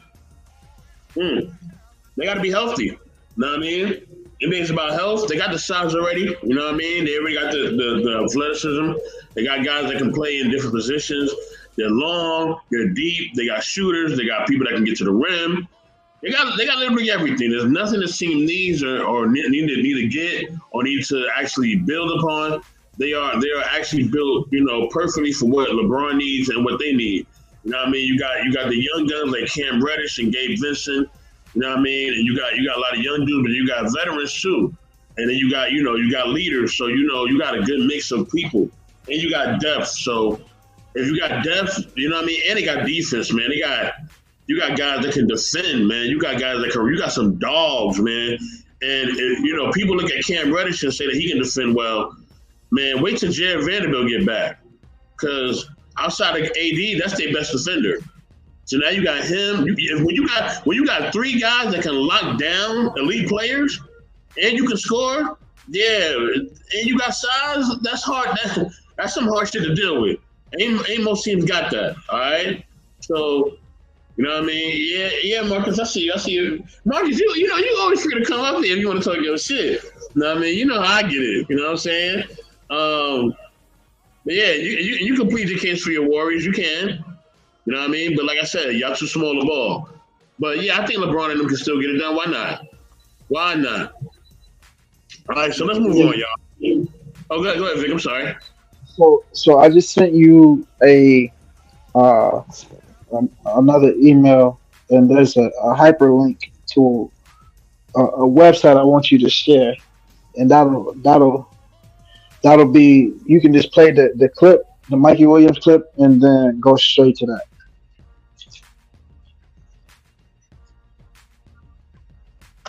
Okay. Hold on 1 second, okay? Yep.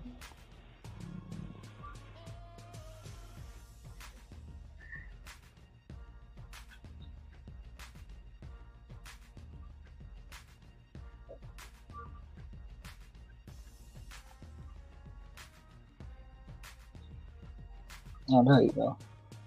I was right there and I can't find this chat no more.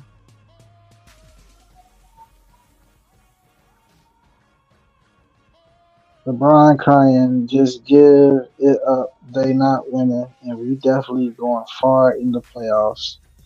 What the fuck does that mean? We going far in the playoffs. Sounds like the Cowboys or some shit, man. Well, you know what?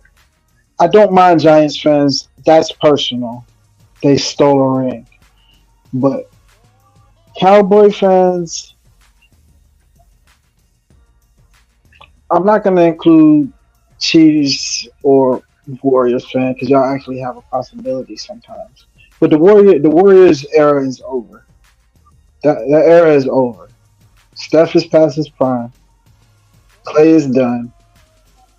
Andre Iguodala is gone. Sean Livingston is gone. They haven't replaced anybody.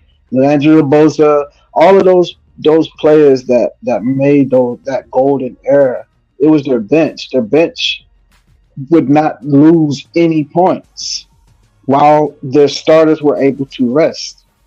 That's the equivalent of your defense in football.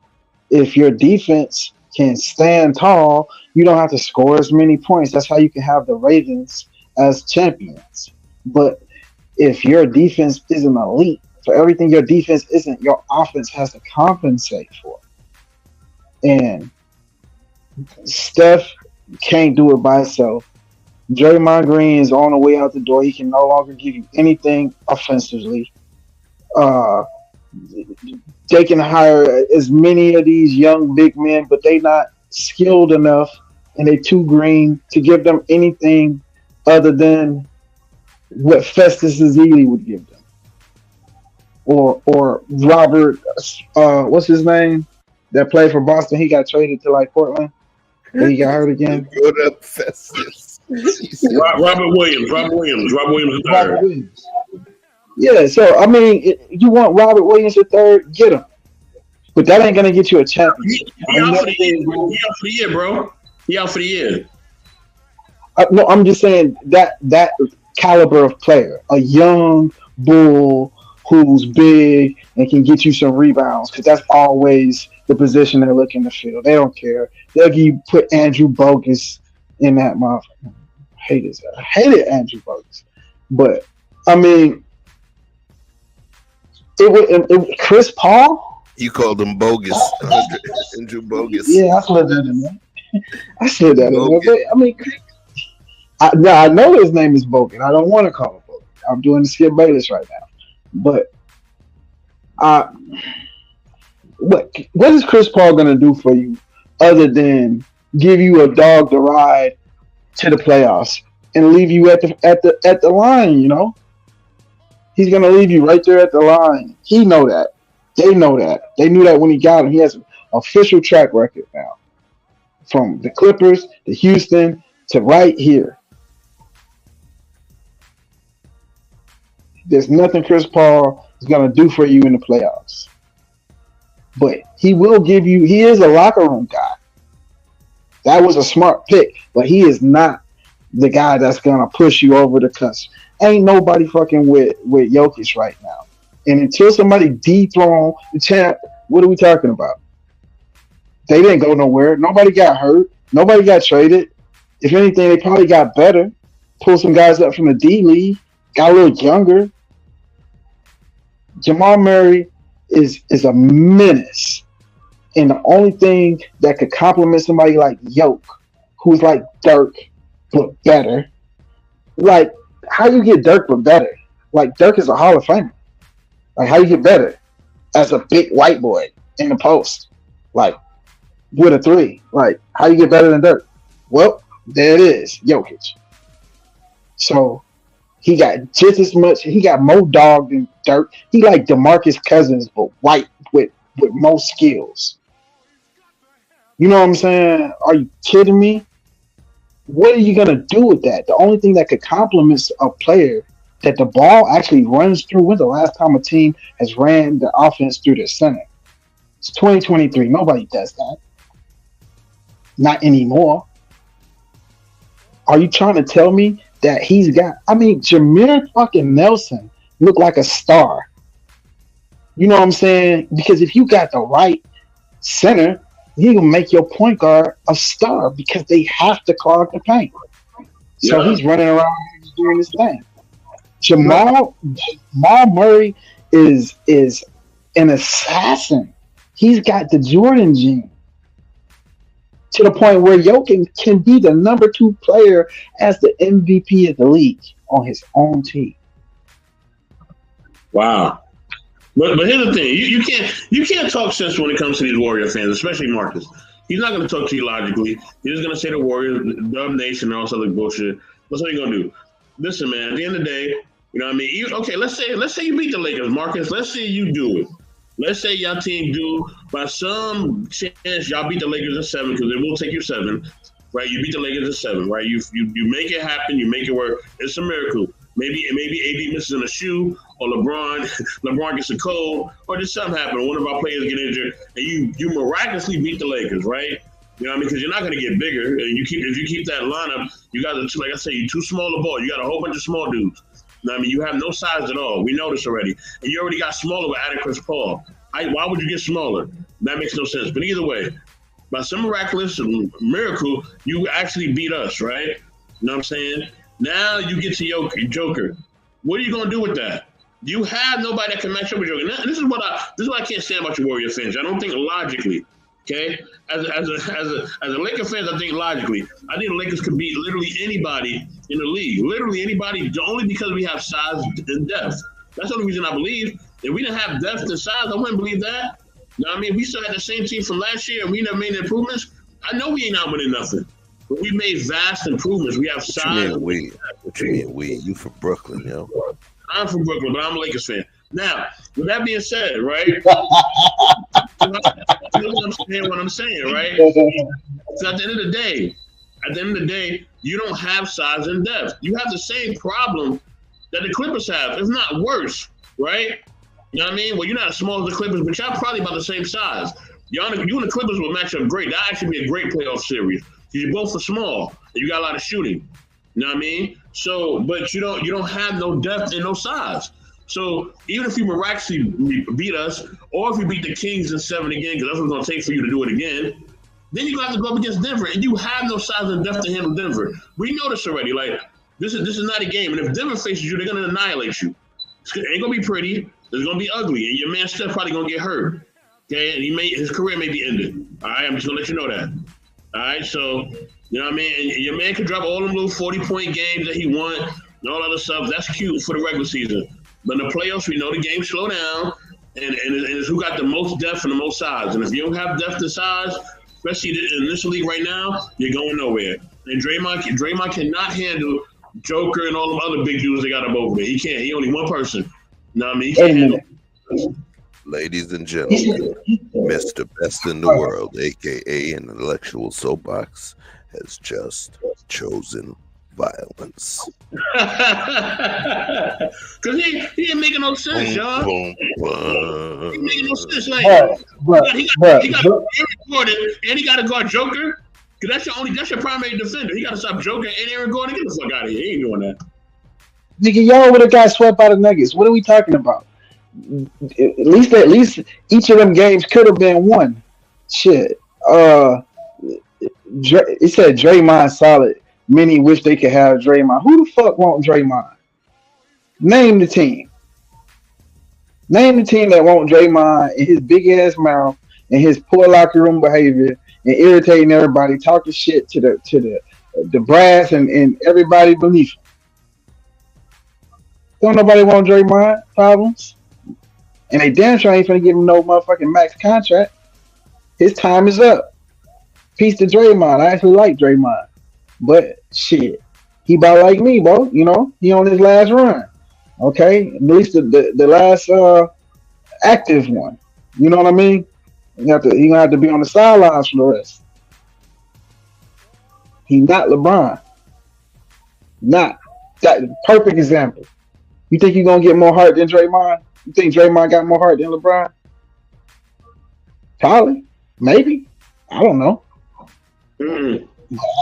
I bet you his career won't last as long. Damn sure won't. Damn sure won't. And all the stuff you talking about, like they would have made the 6 or 7 games. The only reason that we lost them games is LeBron ran out of juice because he had a torn ligament in his leg. You know what I mean? If LeBron was fully healthy, that's a whole different series. I'm not saying we're gonna win, but that's a whole different series. And you know that, Marcus, but it is what it is. We're just gonna talk this gibberish. But at this time, you know what I mean? Since Marcus ain't coming up, I'm gonna get some more Mikey Williams clip. You know what I'm saying? You know what I mean? You can still come up and still get it, Marcus, if you want. You know what I'm saying? Anytime you want, we can go right back to this. Because like I said, you were too small the ball, my friend. You were too small the ball. What you need to do, right? Either before the trade deadline or by next month, whenever that Chris Paul contract is up, trade CP3 and probably Kuminga and one of the other young players and get you a big man. Okay? If y'all get you a legitimate big man, you know what I mean? It could be anybody. It could be just any kind of big man. Maybe try to get JaVale McGee from the Kings if they allow you to do it. Anybody you can get. You need a big man. Whatever big man you can get, try to get him, okay? Try to get a big man, and that way you're able to make a run, okay? But until y'all get bigger, you're going nowhere. You're going nowhere fast. But yeah, let me get to this Mikey Williams clip, all right? You know what I mean? Let me put on my fair use banner. You know what I mean? Let me mute myself, and let me pull this thing up.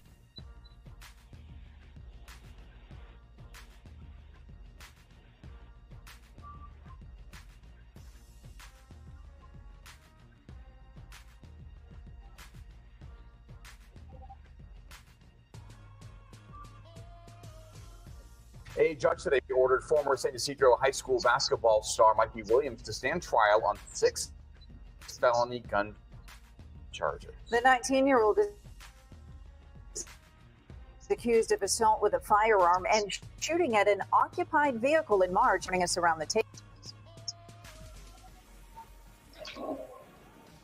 now with the very latest from court. And Kathleen and Andrew, Mikey Williams, who was committed to play at the University of Memphis, faces up to 28 years in prison if convicted on all the current charges. Now, although the deputy DA says that additional charges could be coming.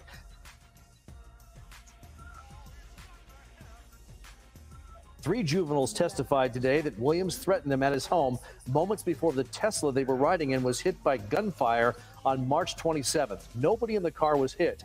One girl testified that Williams told the group, quote, "We better get to stepping or you'll leave with bullet holes." A boy stated that Williams told them here, quote, "Y'all better leave before I kill of you all." So none of the witnesses say that they actually saw Williams open fire on the car, though some of them saw him holding a gun. The car did have 2 gunshots to the back of the trunk and then 2 to the back windshield. Williams' defense attorney, Troy Owens, asked the judge to dismiss the charges because of a lack of direct statements from any witnesses about Williams shooting at them. He also argued that the shooting may have been an act of self-defense. Prosecutors say any self-defense claims were, quote, laughable. Mikey Williams remains out of custody on $50,000 bail. He is enrolled in online classes at the University of Memphis, and he's actually on the team roster. But the athletic department there says he'll not have access to team-related facilities or activities until his pending legal case in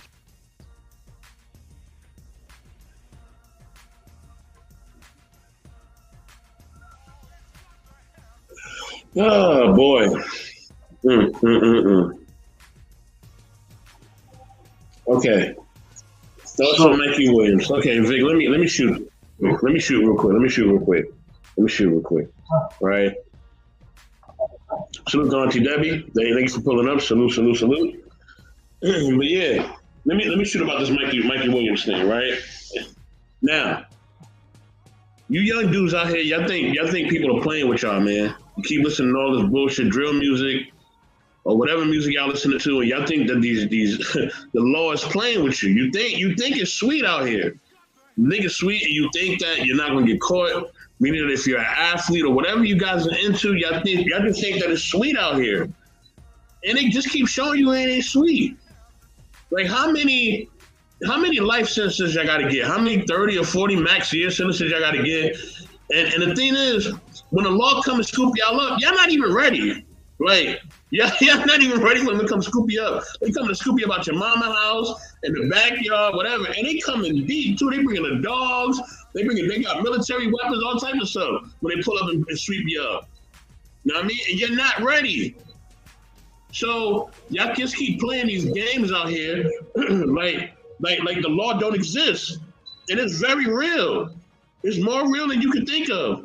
And they got technology now. So they watching your every move. And on top of that, you got witnesses saying that you threatened them. So, this is a sad situation. You know what I mean? This is very sad, thing that's going on with this brother. He has a lot of potential. He's a very great athlete. All that fighting will get flushed down the toilet because he's trying to live a lifestyle that he doesn't have. With a lot of these young dudes, man, they just cannot focus on building a craft and building a legacy. They want to be in the streets so bad. And the thing is, if you want to be in the streets so bad, then the streets will grab your ass, literally. You know what I mean? It will snatch you up, chew you up, and spit you out. All right? So y'all can keep playing that street game if you want. Keep having your foot in the streets and then want to play basketball, having your foot in the streets and want to do this, or having your foot in the streets and work at Walmart. Keep doing it. Keep doing it, baby. If you like it, I love it. You know what I mean? Because either the law going to get at you or the consequences of your actions going to get at you. You ain't going to escape either one. You know what I mean? If you hurt somebody or you do something bad to somebody, people got phones, they got cameras, they're going to catch up with you eventually. You know what I mean? Or the law going to catch you. So it's just, it don't make no sense, especially if you're in the public eye. You are in the public eye. You know what I mean? You have a scholarship to a prestigious university based on your athletic gifts. You know what I mean? And you don't know how to turn the corner. You don't know how to just chill out. You don't know how to just be like, you know what, man? This ain't worth it. Like, I don't know if it's a lack of parenting or like a trainer or lack of whatever. But you young guys got to get this shit together, man. Like, you ain't got no time. You ain't got no time. By the time you hit 13, you got to be ready now. Especially if you're a person of color, you got to be ready. Ain't no more waiting to 18. By the time you're 13, you better have your shit together. That's just where it's at. Cause they're not playing with you out here. They're not playing. They Okay. don't want to play. Keep that energy. Keep that energy. Keep that energy. Right. So let's talk about it. You say you 12, you 13. They're not playing with you out here. So 12, 13, that's considered more or less a rites of passage. You know, the people of the J community, there's a thing called a bar mitzvah and a bat mitzvah, where that's the point where they transcend into adulthood. So my question is this: who's responsible for being the ones that rear them? Because remember, there's always a divide a conundrum that happens, or a weird divide, where we say this new generation, they're not doing right, but then they're telling us, you raised us. So then the question becomes, especially when we start talking about what somebody's doing at 12, 13, 14, 15 years old, we have to concentrate and really consider the fact that who raised them, who raised that generation, you know? Who did it? There's certain music that couldn't play in certain households. There's certain things that couldn't be seen. There were certain parents that kept a stronghold in terms of what kind of influence entered their domicile. So the question becomes, who's responsible? If we speak to it, then we also have to speak to the precipitating factor, or who is responsible. What you think? I like how you turned this camera on as soon as that shit started.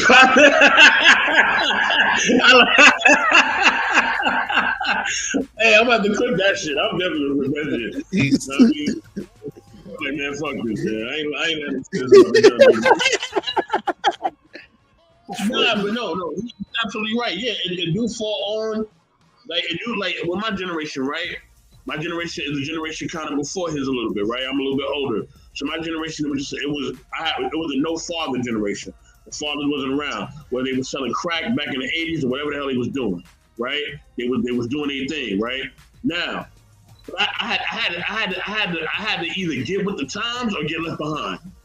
You know what I mean? Is that wrong? Yes, it is, right? It is wrong. I should not have had to deal with that, okay? I should not have had to go through that shit, right? Yes, it's fucked up. But I had to either get it or get left behind. And I'm telling the young dudes, right? You're going to have, just like me, unfortunately, these are the cards you dealt. You're either going to have to get it or get left behind. You know what I mean? Because it's a lot more dire now. You know what I mean? Like I said, I hate to say it, but it's just the real. You know what I mean? You're either going to have to get it or get left behind. That is just where it's at. There is no other options. Vic got he about to say something crazy, so I'm just going to mute myself. You know, I'm always borderline, man. I got Tourette's, man. Sometimes I'm gonna just say it and I can't help it. But this is the story that I brought up. So I just want to give a little more backstory to what's going on for those who are not aware of who Mikey Williams is. You know, I watch a lot of these kids when they're young, coming out of high school, and you know, technology has given us a window because we wouldn't know these high school kids, but they got their own little mixtapes that they're posting up on their own, being their own hype man at their own PR team. And now the NIL has created a space or seen an opportunity in this space to take advantage of some of those kids who have followings, even though they are only high school players and they may or may not have, you know, scholarships or letters from major schools, but you know, you get enough buckets and you look good enough doing it with enough cameras in your face, you can really generate some money these days. And the NIL, if everybody didn't know, has actually made its way into high school sports. So this is not a college only based thing. This is high school and college. Basically, they have stepped out of the way of people having conversations with not only college athletes, but high school children, because I will not call them athletes, they're children. They're being allowed to approach them and get money with them by basically offering them whatever contract that they find suitable. It is not, to my understanding, moderated. The NIL is not the NCAA. The NIL is a ruling. It's an act. It is actually giving people the right to make the decision for themselves. the right to do business. NIL stands for name, image, likeness. Go ahead. Okay, so you took to my punchline, but that's the idea is that the name, image, and likeness is what you used to be forbidden from selling. That's why who was it? Ty Gurley, Jameis Winston, Reggie Bush. There's a bunch of people, Cam Newton. It's a lot of people over time who have gotten in minor trouble for signing autographed jerseys, for doing things for pay, and it was forbidden because they understood that if they opened that gate, they didn't know what would come out of it, and that they definitely would not be able to get that genie back in a bottle. They have decided to open this Pandora's box. And what it has done, I don't know who approved the high school move, but Mikey Williams is a high school player. Mikey Williams is in the class with Bronny James. Mikey Williams is the next generation of basketball. He is 1 and 2 with Bronny James. So if you wanted to know, well, this NIL stuff, what name should I be looking for? Who has the most lucrative NIL deals? Let me enlighten you. The top 5. Bronny James for USC. Arch Manning for the University of Texas. Mikey Williams at number 3 for the University of Memphis, Tennessee. In case you were wondering, where is he trying to go to school at? He is enrolled in Memphis. He is a part of their basketball program, but as the news has just notified you, he is not able to participate in their facilities and do anything with the team. Essentially, he's in suspension until his case can be cleared, and they can't touch him because Memphis, the university, never mind the professional team or the city, has a track record of troubled athletes. So they are at the point where they don't want to touch anything that looks hot. So right now he is in a suspended status and he is not playing. He has lost his deal with Puma, who is the company that offered him this deal. Any player can have multiple deals, or they can have an individual deal with a company, and they are able to get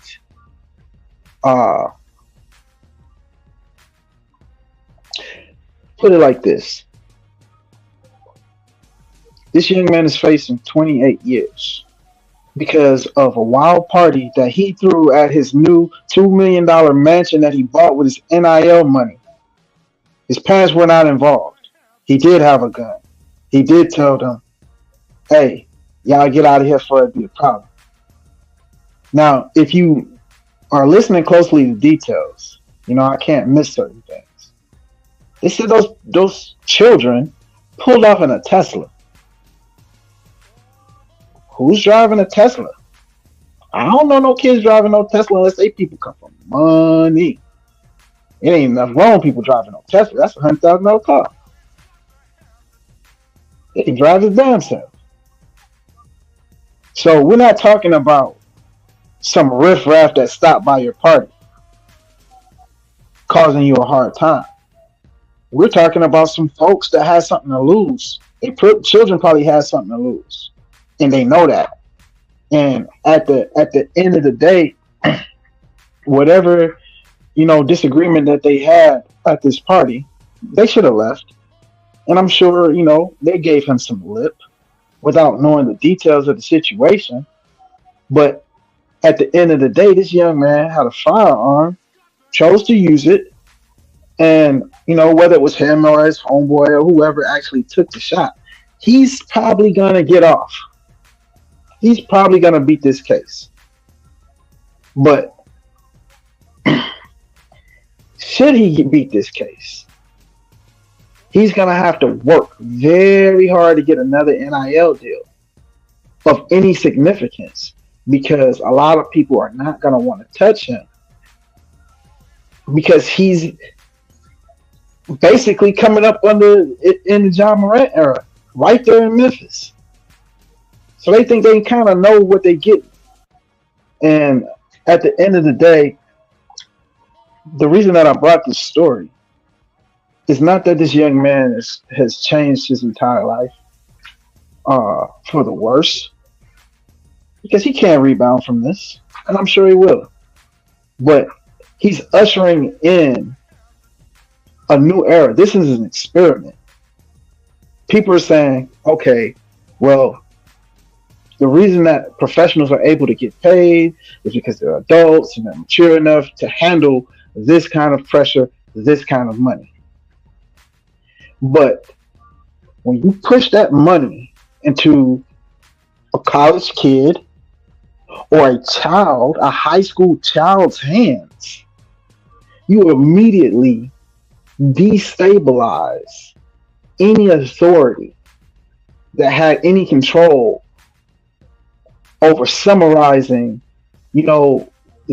their ability to polish off whatever this child is that they were trying to rear.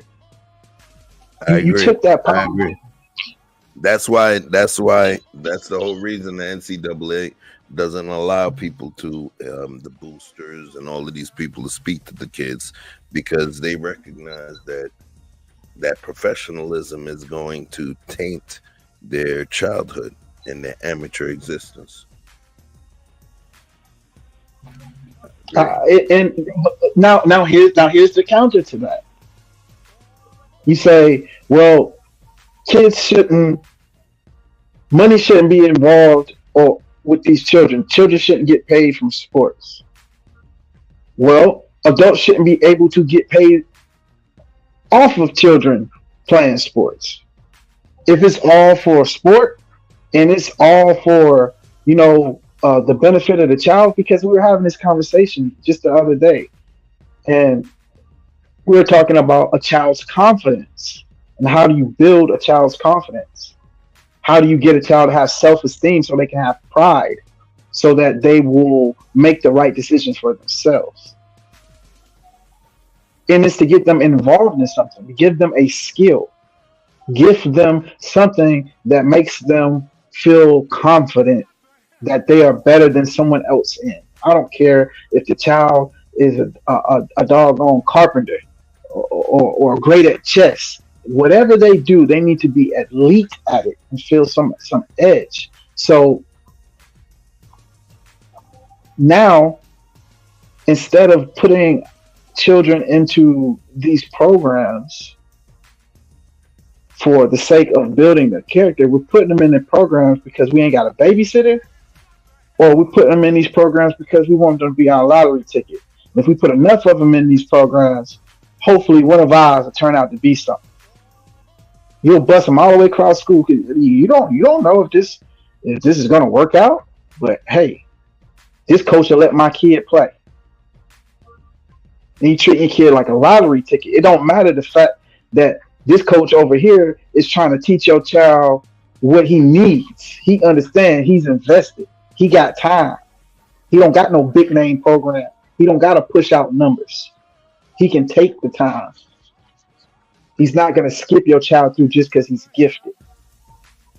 There's a lot of hardworking intermediaries inside of the communities that are one-for-one playing major roles in these children's lives, but a lot of it is being undermined by the powers that be, the political correctness, and all the way down to the parents. How are you going to tell a parent that you can't give their child, who they're the guardian of, who the company has to come talk to them, that oh, well, don't give your child this much money? Are you crazy? They wish that their child would do anything over the entirety of their lives. If they can get it now, cash out on your child in high school, I don't care how much honor and integrity you think you got, let $1 million show up to your door. And let's see how fast you turn it down. So that said, if Mr. Best, could you pull up that website that I sent in the second email? Yes, sir. Okay. Because this is the reason I brought this up, and this is what I want to get to.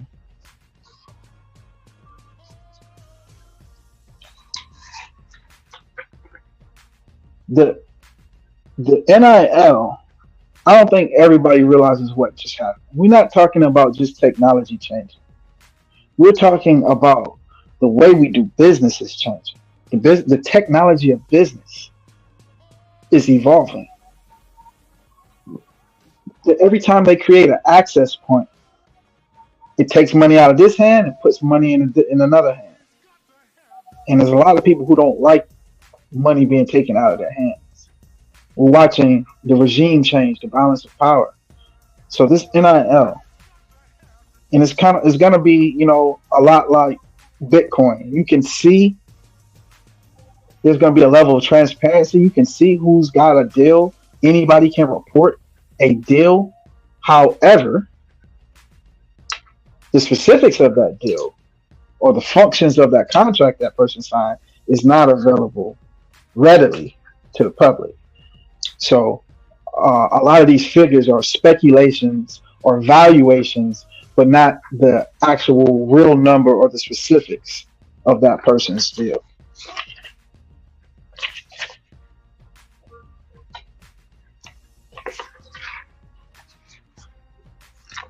So let's talk about this. Mr. Best is working on pulling it up, but in the meantime, let's just talk about. Just add it to the stream. Okay, I can't see it. It's all good.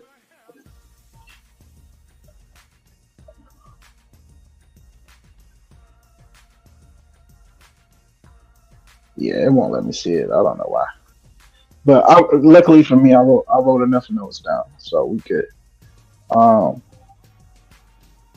take this off full screen. See what's going on.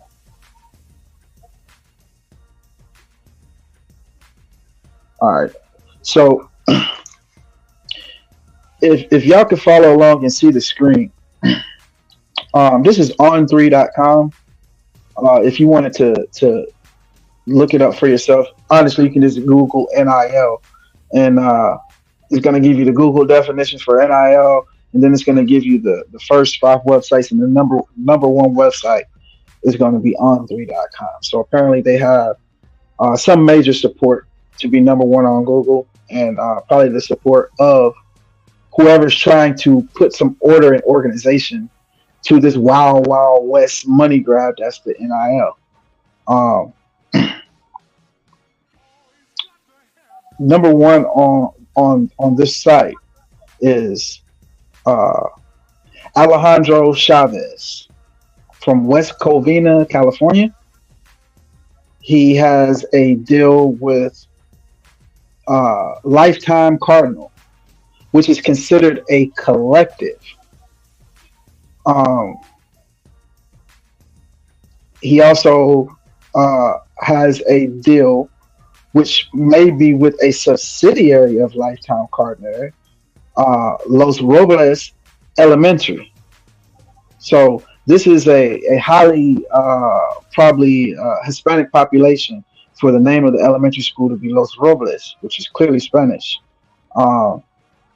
This is an elementary school. So as you can see, it is in the client category. Lifetime Cardinal is in the collective category. So there's 2 different category of entities who are able to interact with any of these candidates that they find. So I don't know if there's a board or a registry that a company may have to go through, and we'll revisit this as I get more information. But essentially, Los Robles Elementary is just as qualified as Lifetime Cardinal to make an offer to a high school student in West Covina, California, not even out of high school yet. Now, second on that list, Cameron Perkins, because you're going to start to see a trend here.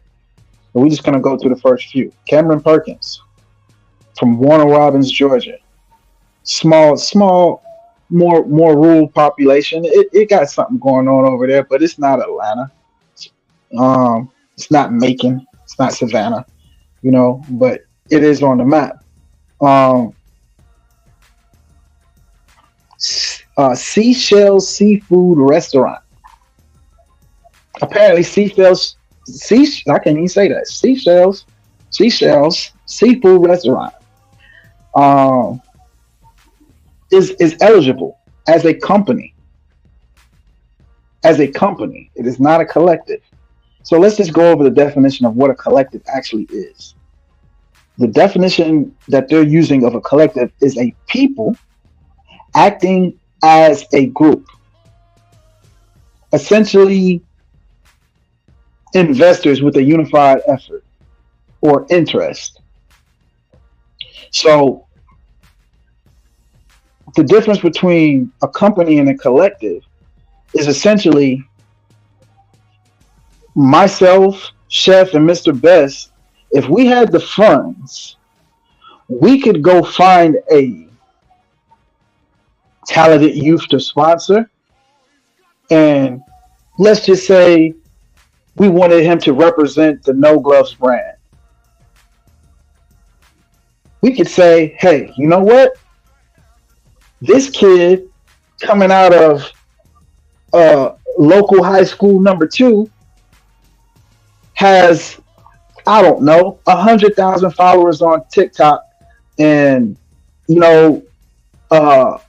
50,000 followers on YouTube. You know what I mean? And 200 on Instagram.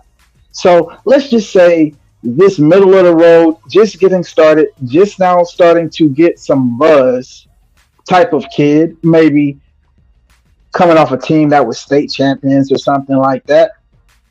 We could go and sponsor this kid as a collective and say that essentially we're angel investors and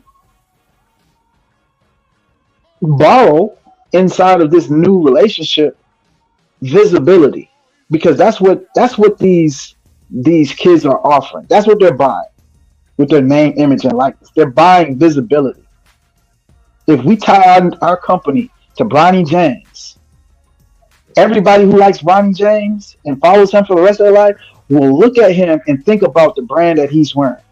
They will always talk about the University of Southern California in connection every time they mention Bronny James's name, just by default.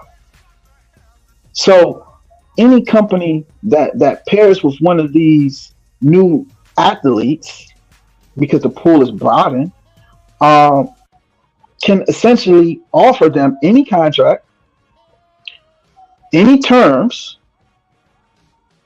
big or small, and there's nothing the NCAA or your local superintendent is going to be able to do about interfering in that transaction.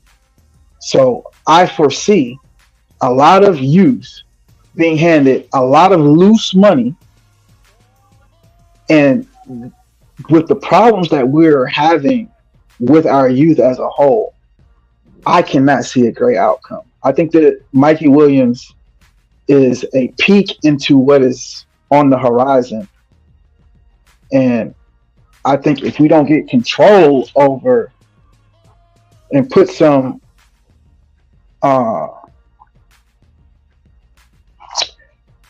what is the word that you use when you know something is going to go wrong, so you put in measures to work around what you already can anticipate? What's the word for that?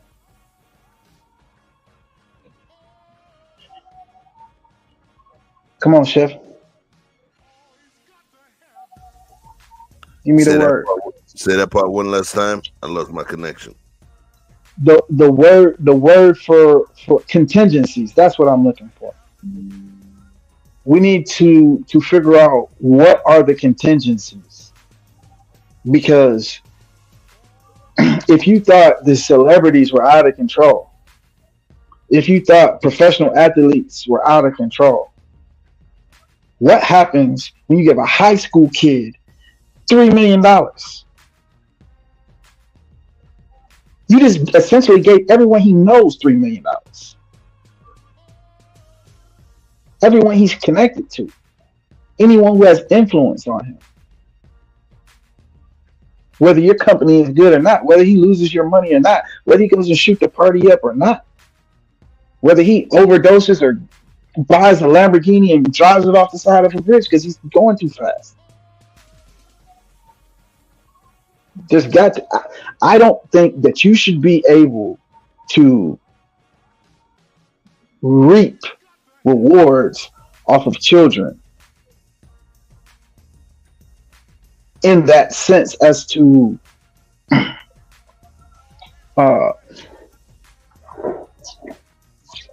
what do they say? What we do? We're sexualizing women. There's a word when you're trying to monetize something. When you're trying to enslave it to the process of sell it. I think that's what's going on. We're trying to find out what else can we sell. Oh wait, our children. Here's a better way to sell our children sooner, because that's essentially what you're doing. And that said, that is the bulk of why I brought this topic. So I'm gonna wrap it there. If anybody kind of wanted to, tap into that or rebut that, I'm listening.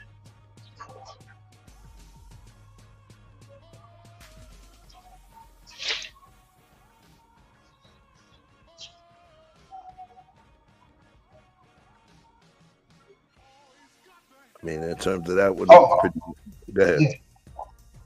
So the point that I was making for reading these names, right? So we had Cameron Perkins for Ron Robbins at the restaurant. Then we got Pop Isaacs. His name is Pop, right? He's from Pop Isaac. Let's see. Oh yeah. So essentially, you're doing it for clout. By the way. If you're investing in someone's visibility. So, the companies are doing it, we're pissing on the kids for doing it, but essentially everybody at this point is doing it for clout. So the question is it wrong to do it for clout?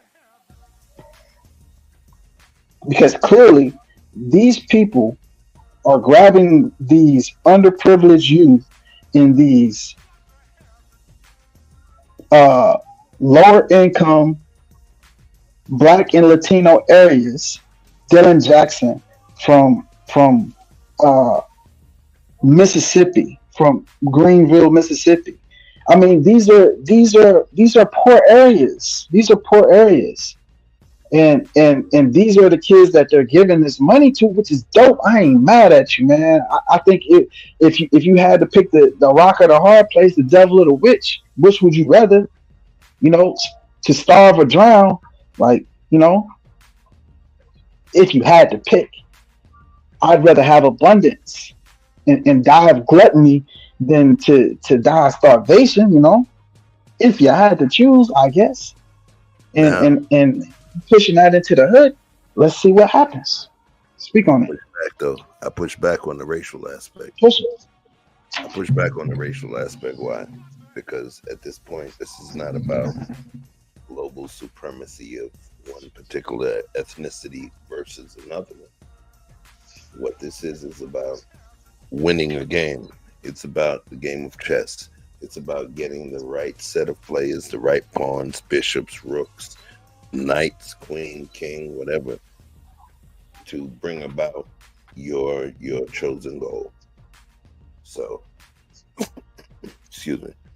So what I do believe is, if you're, there's people that are rich that are offered scholarships. There's kids whose parents are doctors, right? I have a couple of relatives. One of my cousins ended up making it to the practice squad for the New England Patriots, right? And he graduated from Harvard. both my aunt and my uncle were both doctors, are both doctors. So what I would say to you is that rich people get scholarships, poor people get scholarships. I don't think it has to do with race and the ability to exploit. I think it has to do more so with the ability to build a strong team. Perfect example. Watch this. What's his name? Barron Trump, Donald Trump's son. 16 years old, about to turn 17 or just turned 17. You know how tall his son is? He's 6'7". 6'7", right? And I'm just using him as a public example.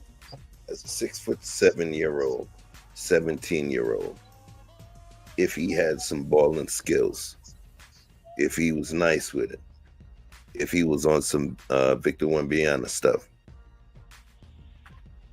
he could still be offered a scholarship. The only difference, though, is that because they understand the power of his father and his father's business acumen, they would probably come to him with a whole lot more. Does that make sense? If he was a white boy version of Rick Smits, of old boy from French Lick, Indiana. I'm getting old, y'all. French Lick. Huh? Go ahead. Boston, from Boston, the white boy. Larry Bird? French Lick, Indiana. Huh? Larry Bird? Larry Bird, thank you. I lost Larry Bird. I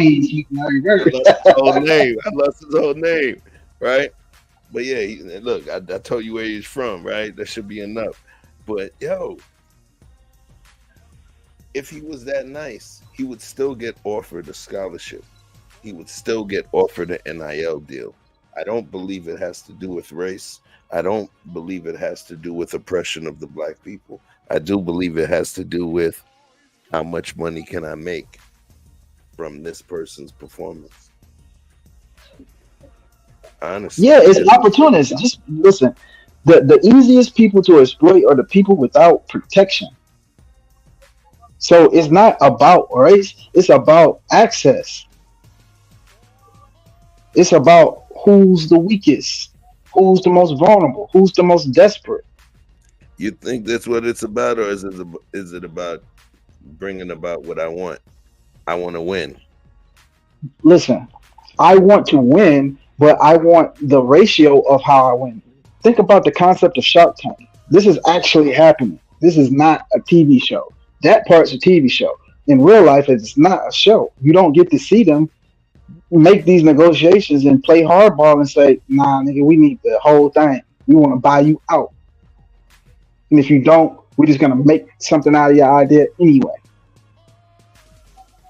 We'll change it enough that we can take your patent.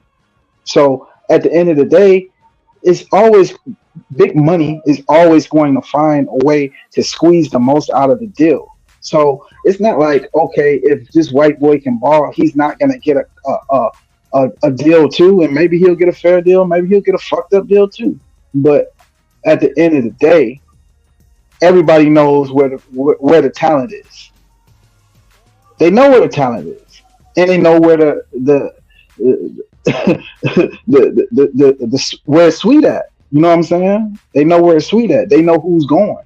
They know who mama is looking in their eye and listening real hard. You know what I'm saying? So at the end of the day, I don't blame opportunists. It's the American way. They just moving according to the way that we set it up. But I question how the premature celebration of athletes being able to get paid. I think there's unintended consequences, whether it's malicious and a conspiracy, or whether there's no conspiracy and it's just general, American greed and unconsciousness. You know what I mean? Like, oh, well, we'll just move through and do the shit that makes us successful and happy and dump the shit right in the river. Like, oh, wait, we got to eat out of this river. We don't think past our nose sometimes. So maybe you're correct in the sense of it may not be racially motivated, but the circumstances and the ecosystem and the environment, this is where people come to eat. They eat off our backs. That's it. Yeah. Some people are susceptible to something more than the others. You get what I'm saying? I could walk up into a room and slap you in the head with a bag of nuts. Pause. A bag of peanuts. Okay? And you're gonna tell me, you an asshole, chef. All right? When there's somebody on the other side of the room, I just walk in with the bag of peanuts and then they're gonna have a seizure because they got a nut allergy. That's the way life works. That's the ecosystem. I don't get blamed for that though, because these is my nuts. You understand what I'm saying? Hey, so you get blamed for smacking them. The thing is, there's gonna be somebody. Listen, somebody is negatively impacted by sugar. Somebody's negatively impacted by salt. That's the reason of type 1 and type 2 diabetes, bro. So at the end of the day, yes. But the reason that I brought it up is because there's rich people whose kids are offered scholarships. It's not based on who they can exploit. You keep using the word scholarship. It's not a scholarship. This is not about school. If they didn't need school to play a fucking sport in college, and there was just a separate league for college athletes with no school involved, there would be no scholarships. You understand what I'm saying to you? So at the end of the day, this NIL is not a scholarship. Piece of currency. You're missing a piece of currency. Hold on 1 second. Even though you may not consider it currency, bro, you can't leave that out.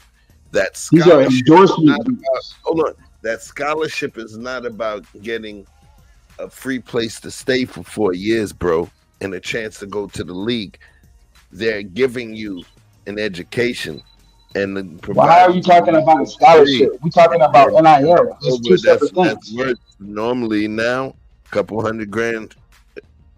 They're two different things. A scholarship and an endorsement deal is not the same thing. That's what the NIL is. Endorsement. You're getting something for something that you're providing, though.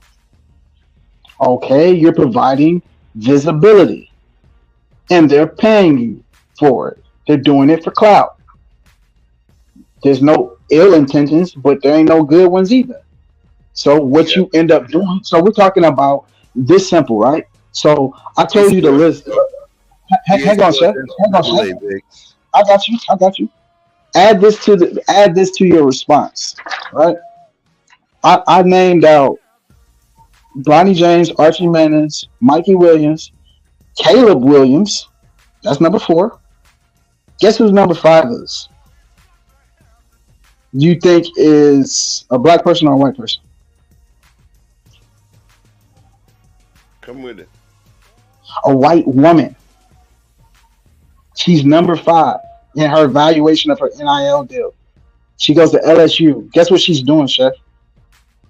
Gymnastics. So if she's got the number 5 rated deal for gymnastics, there's no area that they're not going in. Guess what? Would you let your little girl take an NIL deal at 17?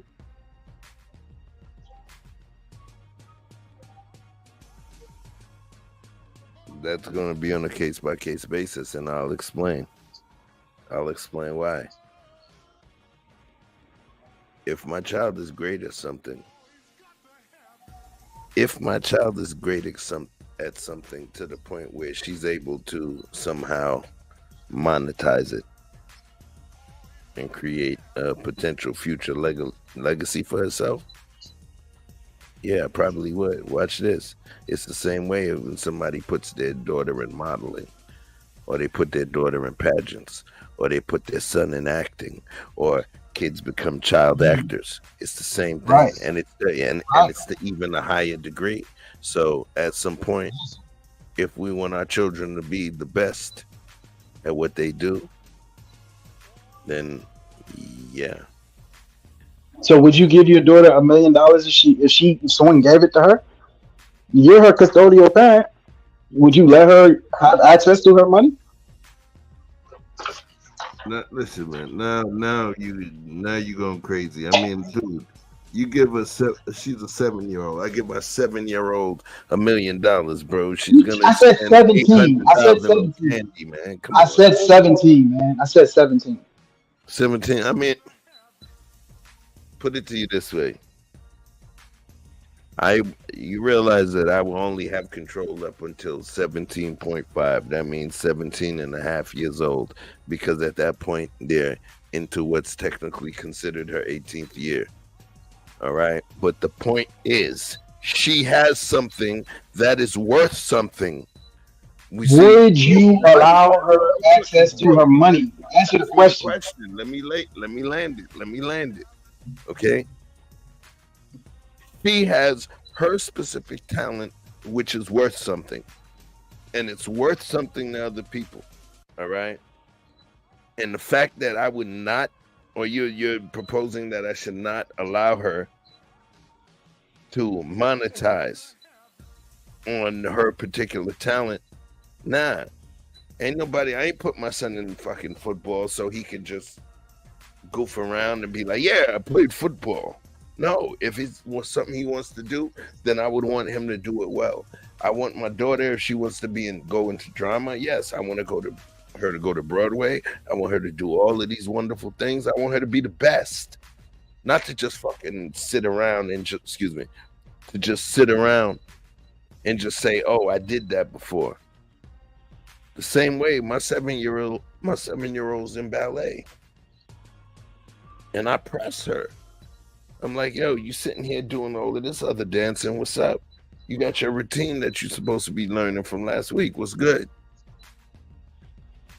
And so at the end of the day, bro, we live in a world where people are unable to capitalize. I don't want to use the term monetize.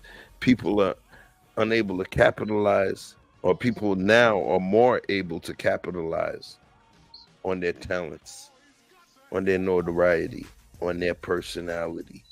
You know, this is the clout world. We get it. But that's what YouTube is, TikTok, all of that different stuff, bro. People are monetizing on themselves. And in terms of these folks monetizing on themselves, the folks that are doing the blood, sweat, and tears, if it's dancing, running, gymnastics, basketball, baseball, football, rugby, lacrosse, you know, cross country, track, shit, luge, luge, any of that stuff. I totally believe that, yes, if it's what my daughter has earned, absolutely. And guess what that does? Because watch this, Vic. It's okay for your daughter to have if you had a daughter, it would be okay for your daughter to have a lemonade stand on the corner, right? So she made $1 million fucking dollars on that lemonade stand. She ain't going to spend that shit. Your daughter to have it would be okay for your daughter to have a lemonade stand on the corner. So why would it not be okay for your daughter to get $1 million for running fast? You see what I'm saying? You making some broad ass. Hold on. Is bothering you. Relax for a second. What you're doing is you're trying to psychoanalyze me when I asked you a question about how you feel about your shit. You made a leap to assume what I felt or was implying, which was nothing. It's just a direct question. Would you allow your daughter access to the money that you claim that she would earn? So I don't give a fuck if you say I think she earned it and she should have it. Great. Now, can she have access to it? How much can she have access to? All of it? None of it? Some of it? So at the end of the day, if you say anything other than she has full access, would you say that she has full access? That you would give her full access to her money? So there's, would you stand in between that in any way? So there's rules, right? There's rules behind this. You're talking about your daughter, man. Ain't no rules. It's just daddy or not. There's rules, man. If my daughter was an actor or whatever, there's rules in terms of the rules of engagement. Whereas how I control what she does and how I control her money. Let's call it the Gary Coleman rule. You understand what I'm saying? So I can't just run. Yeah, I can't just go. I'm just asking about you, Chef. I'm just asking about you, Chef. Can your daughter have access to her money? Yes or no? And then explain.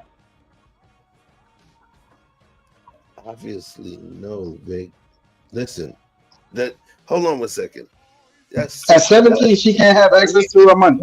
You asked me a question. You got to let me answer it my way, man. Let me see my shit. Listen, bro. You saying you act like we just switched roles or something. You're All right, can I answer the question? Is my question. Let me answer. When what I ask is sometimes it's a clarifying question, right? So if you start talking, and you start answering a question that is not clarifying what I'm asking, I'm going to redirect you. It's not to cut you off. It's to redirect you to the answer that I would like. Witness, okay? Can I continue answering my question, my D? You're a hostile witness, but if you haven't been pressing me, for all these years, I would not take this opportunity to press you. Okay? So now we even. Go ahead. Can I talk, man? Say what you say. I don't even remember what the fuck I was gonna say, yo. Good. See how I feel? That's what you do, yo. That's your tricks, man. Like fucking baby mom, man. Bro, your daughter is 17 and a half. Answer the fucking question. It's a direct question. Yes or no. Then say whatever the fuck you want to say after you say yes or no. Shit, man. Chill out, bro. You got it, man. Can I say something, bro? Let me just say my shit. You said you didn't remember. I reminded you. Go ahead, man. Go with it. Listen. Obviously, I control the money of my child, my dude. That's simple. My 7-year-old got money. She got grants. She got gifts and money that was given to her all the time. And no, she doesn't have it in her hand, man. That's logical shit. And that's why I use the term 17 and a half years old. Because at that time, they become an adult, technically. And I can't control what they do because it's their money. So I was very specific about what I said. I'm going to control it until I can control it. And I literally used the term that if she got $1 million, my daughter would spend $800,000 on candy. So I answered that question. That's you answered. You answered whatever you wanted to answer, yo. I asked you a specific question. I said your daughter at 17. You're saying at 17 and a half, you don't have control anymore legally. Yeah, I just told you about my daughter at 7. So at 17, it's only 10 years higher, bro. I would control the money. Obviously, I would not give them a whole bunch of money because they are minors. I am in control of them. I'm not even allowed to give them their money at that age because they're minors. You are allowed to give them money. The Gary Coleman rule. Gary You Coleman. are allowed to give them money. Hold on. Those child actors can't spend their own money until they're a certain age. Okay, so you missed the nuance in what I was saying. That's not true. Okay. That's not a fact. That's not a fact. What's not a fact? Who sets Tell me what's not a fact? It's not a fact. Specifically, I'm asking you the question. If what you say is true, then who is the entity that resides over the decision of how much a child, let's just go child actor, how much a child actor can spend and at what age? Who is the regulating commission that decides these things? All right. So now let me help you out, man. Because now the questions you asking, and no disrespect, it show you don't know shit about what you asking about. But I'm just answer the question. No. You want to walk in there? Go ahead. I got you. So chill out for a second. Legally, okay, can a child go to a fucking bank account and get their own money out the bank? God damn, man. Why you can't just answer the question? Because you asking shit that don't make sense. It's like you ask. Who is the regulating? You just said some goofy shit that it is not, a child is not allowed to spend their money legally. So I said, I didn't doubt what you said. I said, would you elaborate on who would be the person who set the parameters and who would be the regulating agency? Because you can't make laws if you don't have an enforcement agency. So who would be the enforcement agency on regulating these rules? Who? The SEC, the ACC, the CDC, the child motherfuckers? Goddamn, man. If you don't know, say you don't know. So I didn't look into it. You're not making any sense, man. You asking me a question about if my daughter got $1 million contract at 17 years old, would I give her access to the money? I already told you no. I told you that my daughter, my 7-year-old, got grands already, and she doesn't have access. So what is it that you want to know, bro? What stupid individual would give a fucking 17-year-old $1 million? Like, what did you ask? You're saying it as if you getting all excited. You getting excited? Why? I don't know. We just having a conversation. We're having a conversation. You're excited, but I don't know the why. And extra deep. I don't understand the excitement. You way too animated for the conversation we having. So if you want to take it off of your daughter so it don't feel no ways for you, then speak on imagine. But I'm saying that you being a little more emotional than required for what you're doing. Give me the zinger, because it seemed like you got a zinger for me. Just hit me with the zinger. You don't gotta walk me around the bro, I'm just saying, like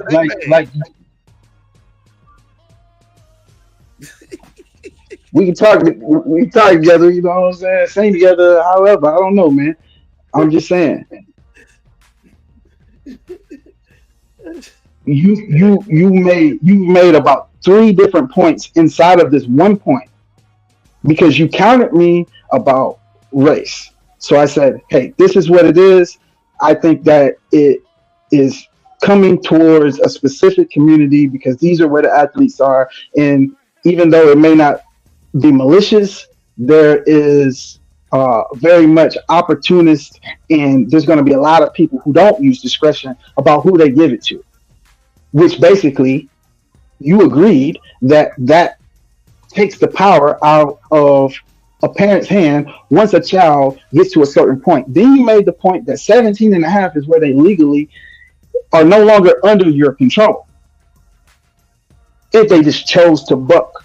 So at the end of the day, you out of your own mouth said at 17 you don't have that power. However, in your same breath, you said it as if it's just common knowledge and it's common sense that anyone would not give a minor money, that level of money. And I'm like, no, nigga, that is not the general sentiment. I think there's a bunch of people with a whole bunch of different ideas about rearing, about parenthood, and what they think of their child about. Don't. Hey, hold on. Let me finish what I'm saying. Man, I told you about the freaking Gary Coleman rule, where all of them kids got robbed, and there's specific let me finish what I'm saying. I don't care what you got to say. I don't care what you got to say. I don't care what you got to say. Just hold it. Just hold it. Just hold it. Just hold it until I finish saying what I'm saying, and you can say whatever you want to say. You can cuss me out. I don't care. But just let me say what I'm saying, and then we're not going to do this interrupting shit. Not here. So what I'm saying is, the question was, if you just answer this straight, you say, okay, no, I have a problem with my child. I don't have a problem with her having it, but no, I would not like her to have access to that kind of money. Then the follow-up question would have been, why? Why do you think that a child that is 17 years old, they've had 17 years of your guidance, they are preparing to go out into the world as an adult? If they wanted to go off to college, you would not go with them. You would have to trust that what you installed or instilled in them would carry them forward through whatever new courses and adventures in life that they would have. Why would you then, when you don't even have the legal right, try to stop your child from doing whatever the fuck they want to do with money that you can clearly say out of your own mouth that they have earned through their dedication to a craft or a talent? That is the issue that we're talking about. This kid has taken his ability to play basketball and earned. No one gave him that. He earned his way to $3 million, and before he can even step foot on the basketball court that he's getting paid for the shit that he's earned, he has managed to fumble the entire bag and possibly his goddamn freedom at the same time. That's what we're talking about, because Mikey Williams has parents.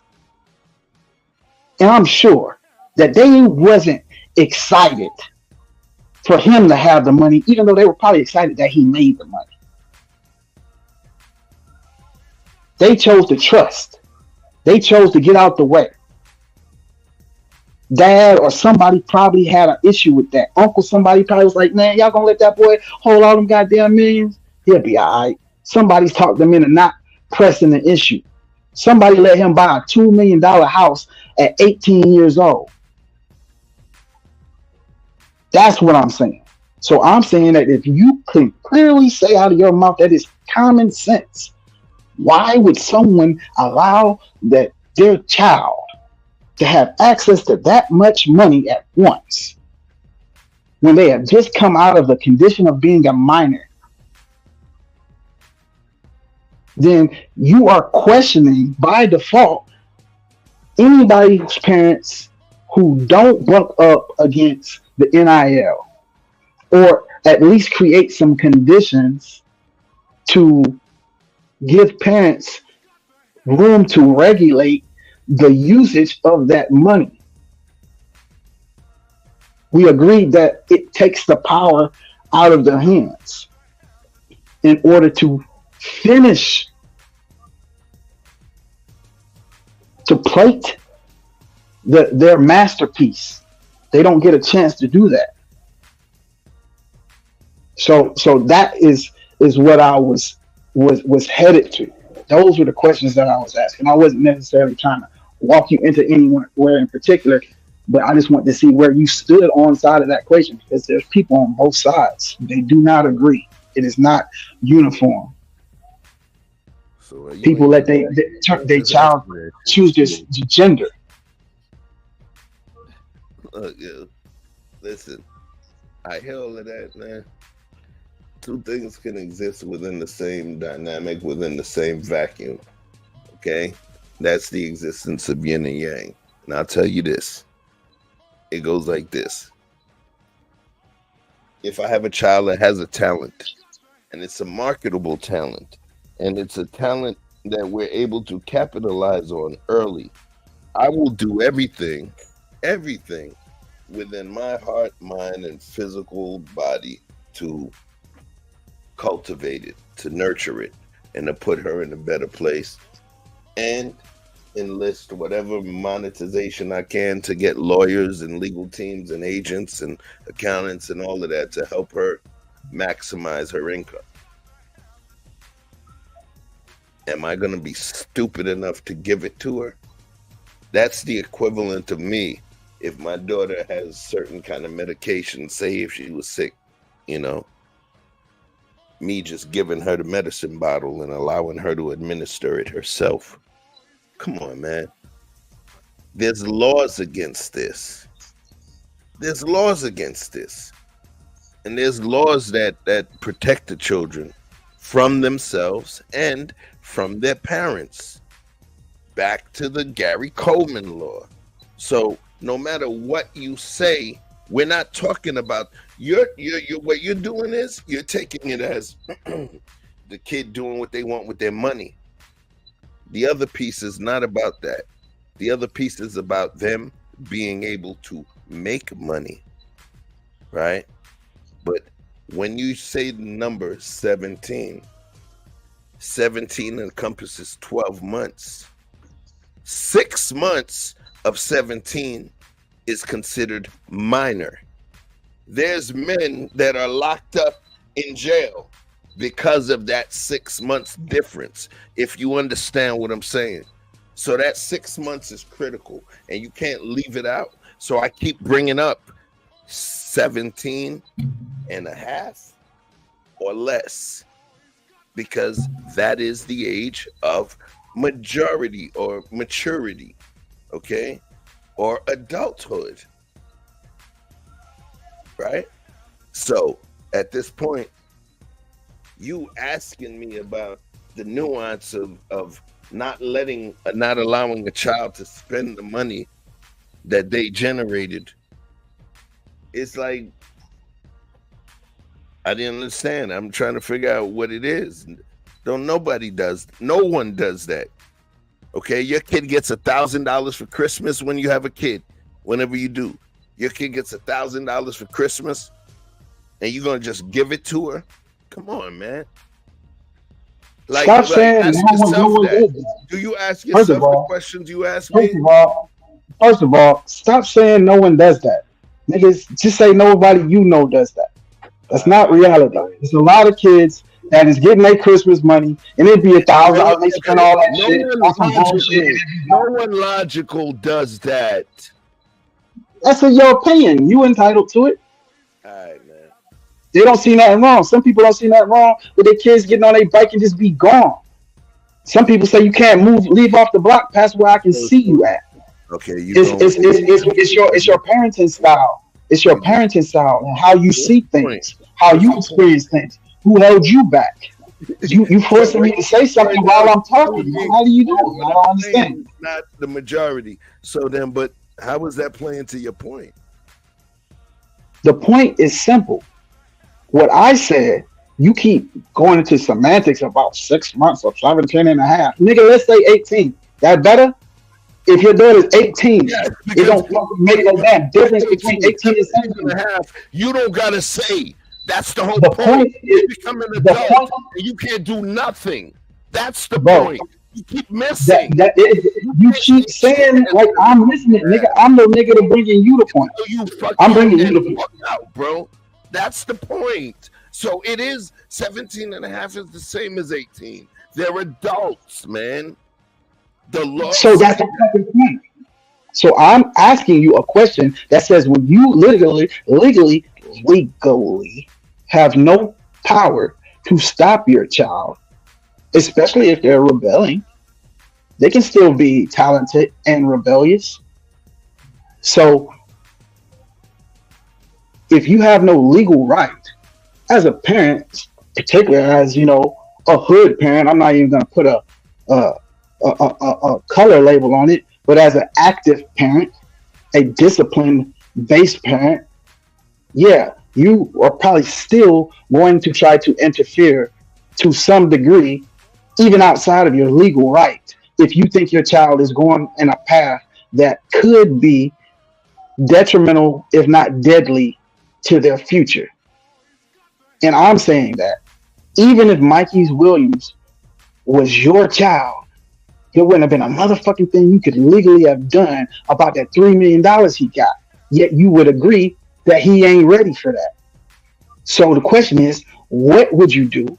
And how do you think that it should go? Because I said he is the first in a long line of children who aren't going to be able to handle this level of money. That is the point.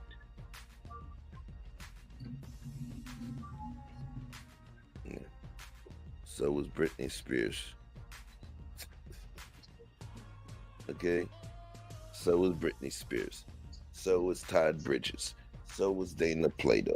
So was Danny Bonaducci. So was all of these people that were young people that made a hell of a lot of money and things happened to them. That's life. That's life. That's the gift and curse of wealth and talent and blessings. It's life. You get what I'm saying? But at the end of the day, the only thing that I was speaking to was the questions about if I have somebody in my life, which is my child that I'm responsible for rearing, if I would allow them to just have access to the wealth that they built based upon their personal talent. And I stated that, yes, I would, up until the point where I can't, which is the point where they are in control of their own self, which is adulthood, which comes in at 17 and a half. Right? My daughter doesn't know how much money she has in her bank account. My daughter doesn't know this, that, or the other. She doesn't. She's not supposed to. Okay? And I'm not going to give her access to it. Why would I give my 7-year-old an ATM a debit card, right? Obviously, we wouldn't do that. But at some point, if there's something that is hers, okay, remember, in terms of community, remember I stated something, and it always comes back to the beginning. I stated about the J community, right? You know, the Israel folks, the J community. Yeah. The fact that they have bar mitzvahs and bar mitzvahs when the kids are 12 years old, right? 12, 13 years old. Why? That's a coming of age, all right? That's the proving grounds. And that's when they cross into adulthood. And normally, and I've been to a few bar mitzvahs in Brooklyn, okay? They get, geez, some of them walk away with 30, 40 racks, okay? It's a different kind of situation, but they're still guided. They're still guided. They're not able to just go and do what they want with it because they're in control and they're being controlled by their parents. But once they become adults, they're able to do something with it. But what it is at that point, they're being given a resource foundation so that they take something serious and then they build from it. So, no, I'm not gonna give my kid if she made $50 million. I'm not gonna. If my 7-year-old made $50 million tomorrow, I wouldn't give her $500 tomorrow. I would do something, obviously, to look out for her, but I would not give her that. She has it. It's not my money, so she has it. I don't have to give it to her. She has it, but she doesn't have access to spend it. Do you understand the law, like the way these things work, bro? Like a 7-year-old can't walk. Go ahead, Mr. Best. But I ain't saying that in a minute. I don't know how the hell Chef got into bar mitzvahs back in New York. I don't know how you got it been there, my dude, because those are mad secret. So you got to tell me the secret source how you got it been there. Nah, come on, man. Listen, Brooklyn, bro. All you needed was a couple Jewish friends, and that's what it was. Word, they let you in? Hey, shout out to Eastern Parkway, man. Shout out to the whole group, the whole community over there, man. You know what it is.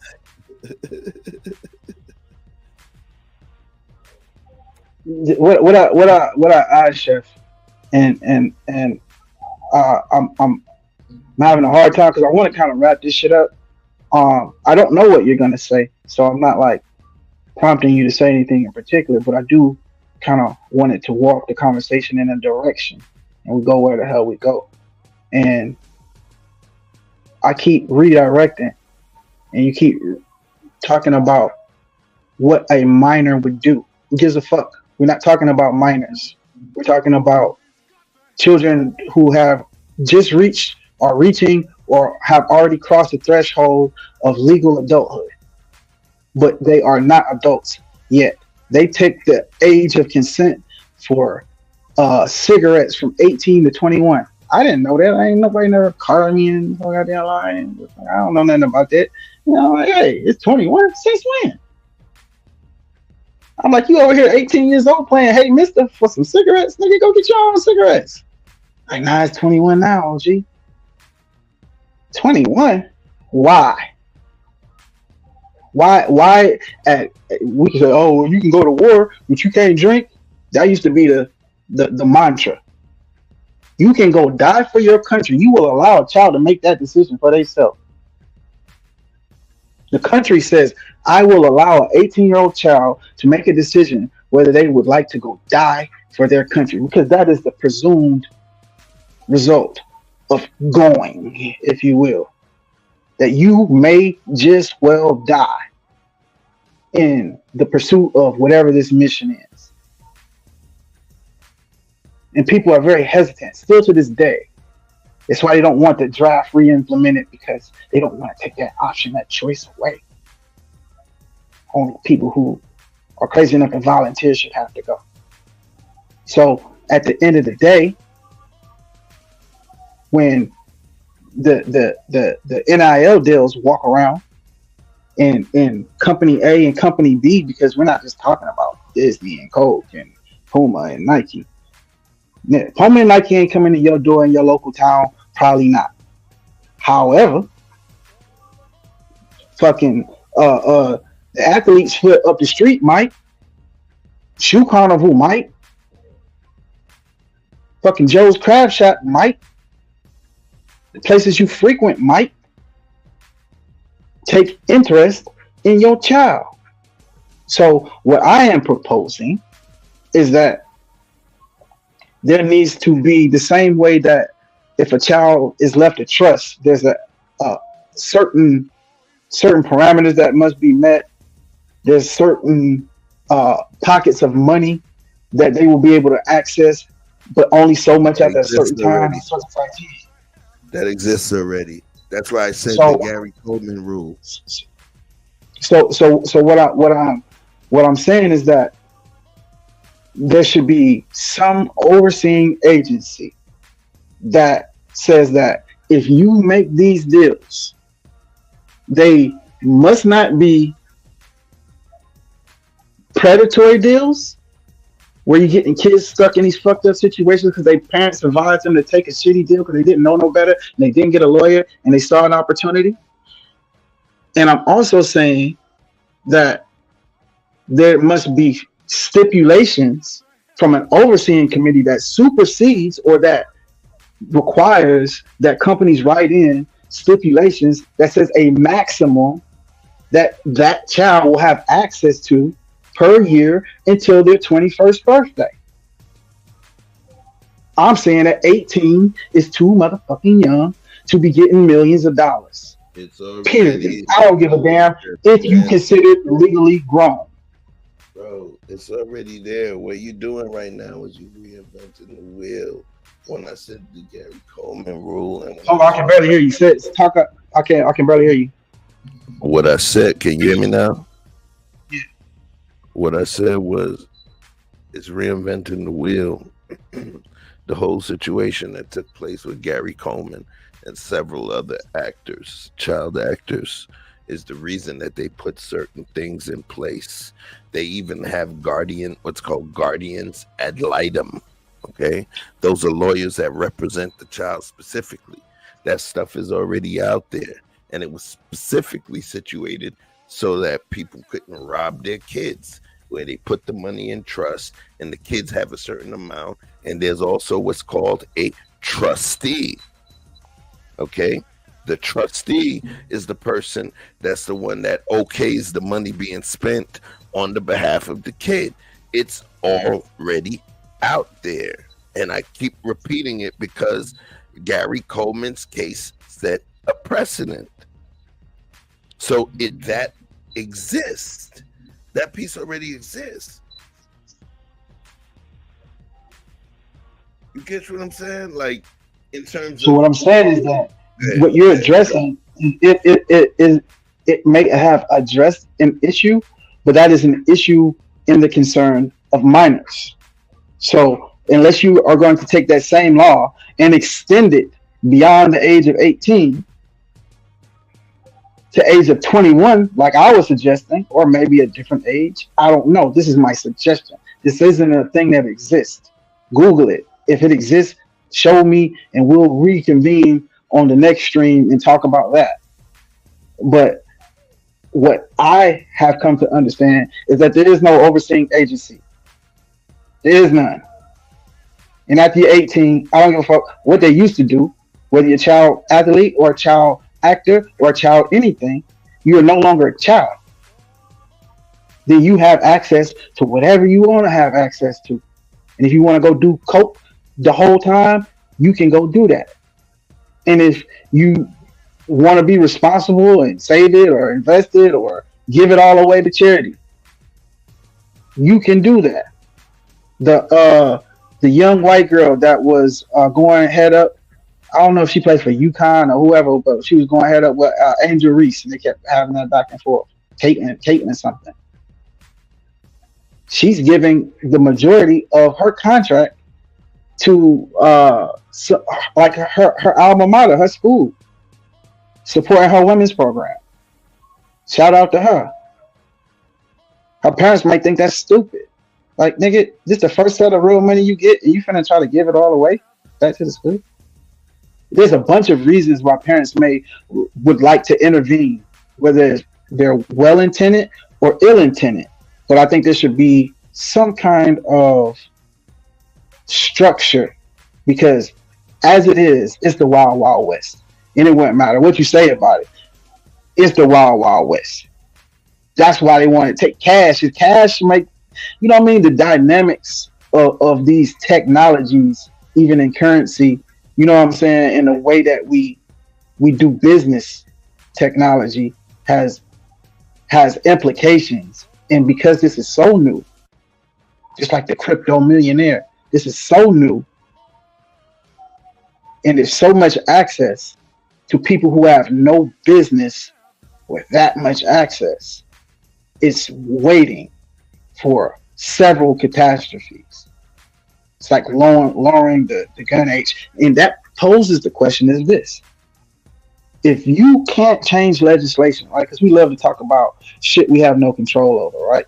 Let's talk about what we do have control over, right? Let's get to action steps. And we're going to close this stream up. The action step is this. By the time your child is a legal adult or you can't stop them from spending their money, you put all that effort into taking them to practice, to taking them to after school program, to investing in all of their equipment and staying up late and going and to the park and paying for the gym membership or whatever the hell you had to do to support this child, to allow them to nourish their gift into something that they can earn a living at a very young age. You did that. You put that in. Are you trying to tell me that you would not apply the same amount of pressure or the same amount of effort to educating them on how to utilize the rewards that come from the mission that you set them out on? To the point that you fear their access? There are 7-year-olds who are masters at the market. Masters can teach a class. What's the difference between they 7-year-old and yours? It's what you focus on, what you give them access to, including information. So how far do you trust them to go up the street? At what age? Maybe your child's a little different. But at the end of the day, I think if you have a child that looks like they're on the route, it's your responsibility, because you ain't going to individually change no laws, but it's your responsibility to start teaching these children whether they're going to get an NIL deal or whether they're going to get a scholarship or whatever. They're going to save money. They're going to come up with a great rap song. Who gives a shit? Everybody wants their child to be the lottery ticket that wins, to do something great, to make them proud, make them look good. But are we actually preparing them financially for the repercussions that come from being in great wealth? All the things that come with that. The fake friends, you know, the dangerous people, the manipulators, so on and so forth. And I think that that's something that we should do in general, overall, money or no money. Our children should be prepared to go into the world, athlete or not. And I think, you know, these cases are just a reflection of, you know, how much control that we are losing. So I'm with the fight, but I think that the earlier we can get there to the fight and realize that it is an issue, the better we'll be off. Let's not let this new thing get out of hand as well. Best, why don't you wrap this thing up for these people, man? I appreciate everybody coming out. Definitely. So, Chef, man, if you want to share your closing statements, I know a lot was said. You know what I mean, overall.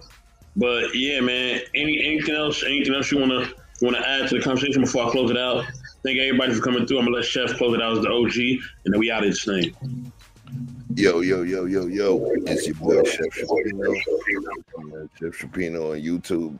CHEF space CHOUPINO. We do all kind of talk, but it's always intellectual debauchery. So in terms of the last conversation, what I would say is this. We all dream for our children to be able to be great. We all dream for them to be great. We dream for them to be greater than us. Tiger Woods' dad, right? He was a dope golfer. And Tiger ended up being better. Joseph Jellybean Bryant, he was a dope basketball player because he was NBA professional and played internationally. And his son became better. Shaq's stepdad played basketball. Shaq became better. So on and so forth. We always expect for our progeny, our children, our seeds to become better than we are, right? So at the end of the day, if there's an opportunity for them to monetize what they do, by all means. But that money and that monetization does not take away from my legal, parental, moral, universal responsibility as their parent to guide them, nurture them, and direct them, okay? To push them in the right direction, as well as push them away from the pitfall, right? So that's my responsibility. There's also specific legalese laws that's out there that also protect the child. That's why a lot of times when people get divorced, there's a thing called a guardian ad litem, which is the lawyer for the child, right? Which means that child's rights are already taken into account. It happens. So, with that being said, you know, I think things are moving the way that they should. I mean, think about it, once they put NIL for the ballet dancers and the dance mom daughters and all of that. Guess what? All of that money that they spent, there's parents that have spent $300,000-400,000 grand on pageants for their kid, and they don't never do that shit after high school. So NIL actually creates a whole different dynamic, and that is part of what I call the new economy. I'll be talking about that on a show on my channel, but it's the new economy, and there's a certain degree of respect that we do have to give to that new economy because it changes the game, you know. And the people that are laughing in my face when they telling me that same shit is my friends that, you know, bought a shitload of Bitcoin at $20-30. So with that being said, let's just see what happens, you know. And what you got, Mr. Best? Hey man, we out this thing. Thank y'all for tuning in. You know what I mean? Chef and Vic, stick around in the background so we can talk business as men. You know how we do, man. Look, I'm dropping this outro. To everybody, as always, a great QB will always say, you know what I mean? Be intentional, y'all. This is No Gloves Network Sports Stream Episode 1. Peace.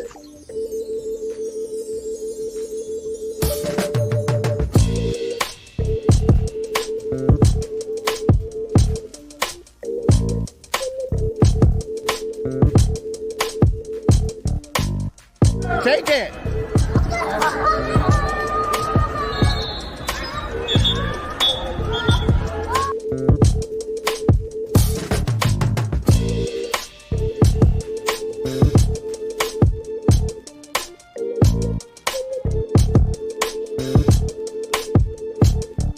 Get it!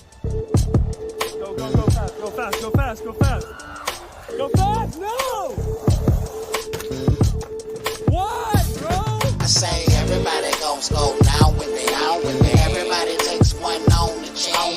You gotta learn to lose if you're down. Are you down the way they want to go? So we gon' do what they gon' do with it. Everybody gon' score now when they out. Everybody takes one on the chin. You gotta learn to lose if you're down. Are you down the way they want to go? So we gon' do what they gon' do with it. I would rather roll my L's, keep pushing. I don't even like my seats with seat cushions. Now watch me rock them to sleep. They in too deep, they can't control their arms. I keep pushing. I've been here before, I ain't breaking in. I left something in the stove like Baker's Man. Keep the heat in your house, keep that door shut. Close it quick like your mouth. I don't wanna get fined, so I give it my all. I build the utmost trust, just give me the ball. Don't snatch it out my hands and still give me the fall. Switch that to last and ain't give me the call. See you playing with me, but I got no strings, so you got no pull. So I'm all off script like Benny the Bull. I'ma break the machine. Who's raging with me? Life in your face, got the whole crowd swaying with me. Everybody gon' score now when they out. Everybody takes one on the chin. You gotta learn to lose if you're down. Are you down the way they want to go? So we gon' do what they gon' do with it. Everybody gon' score now when they out. Everybody takes one on the chin. You gotta learn to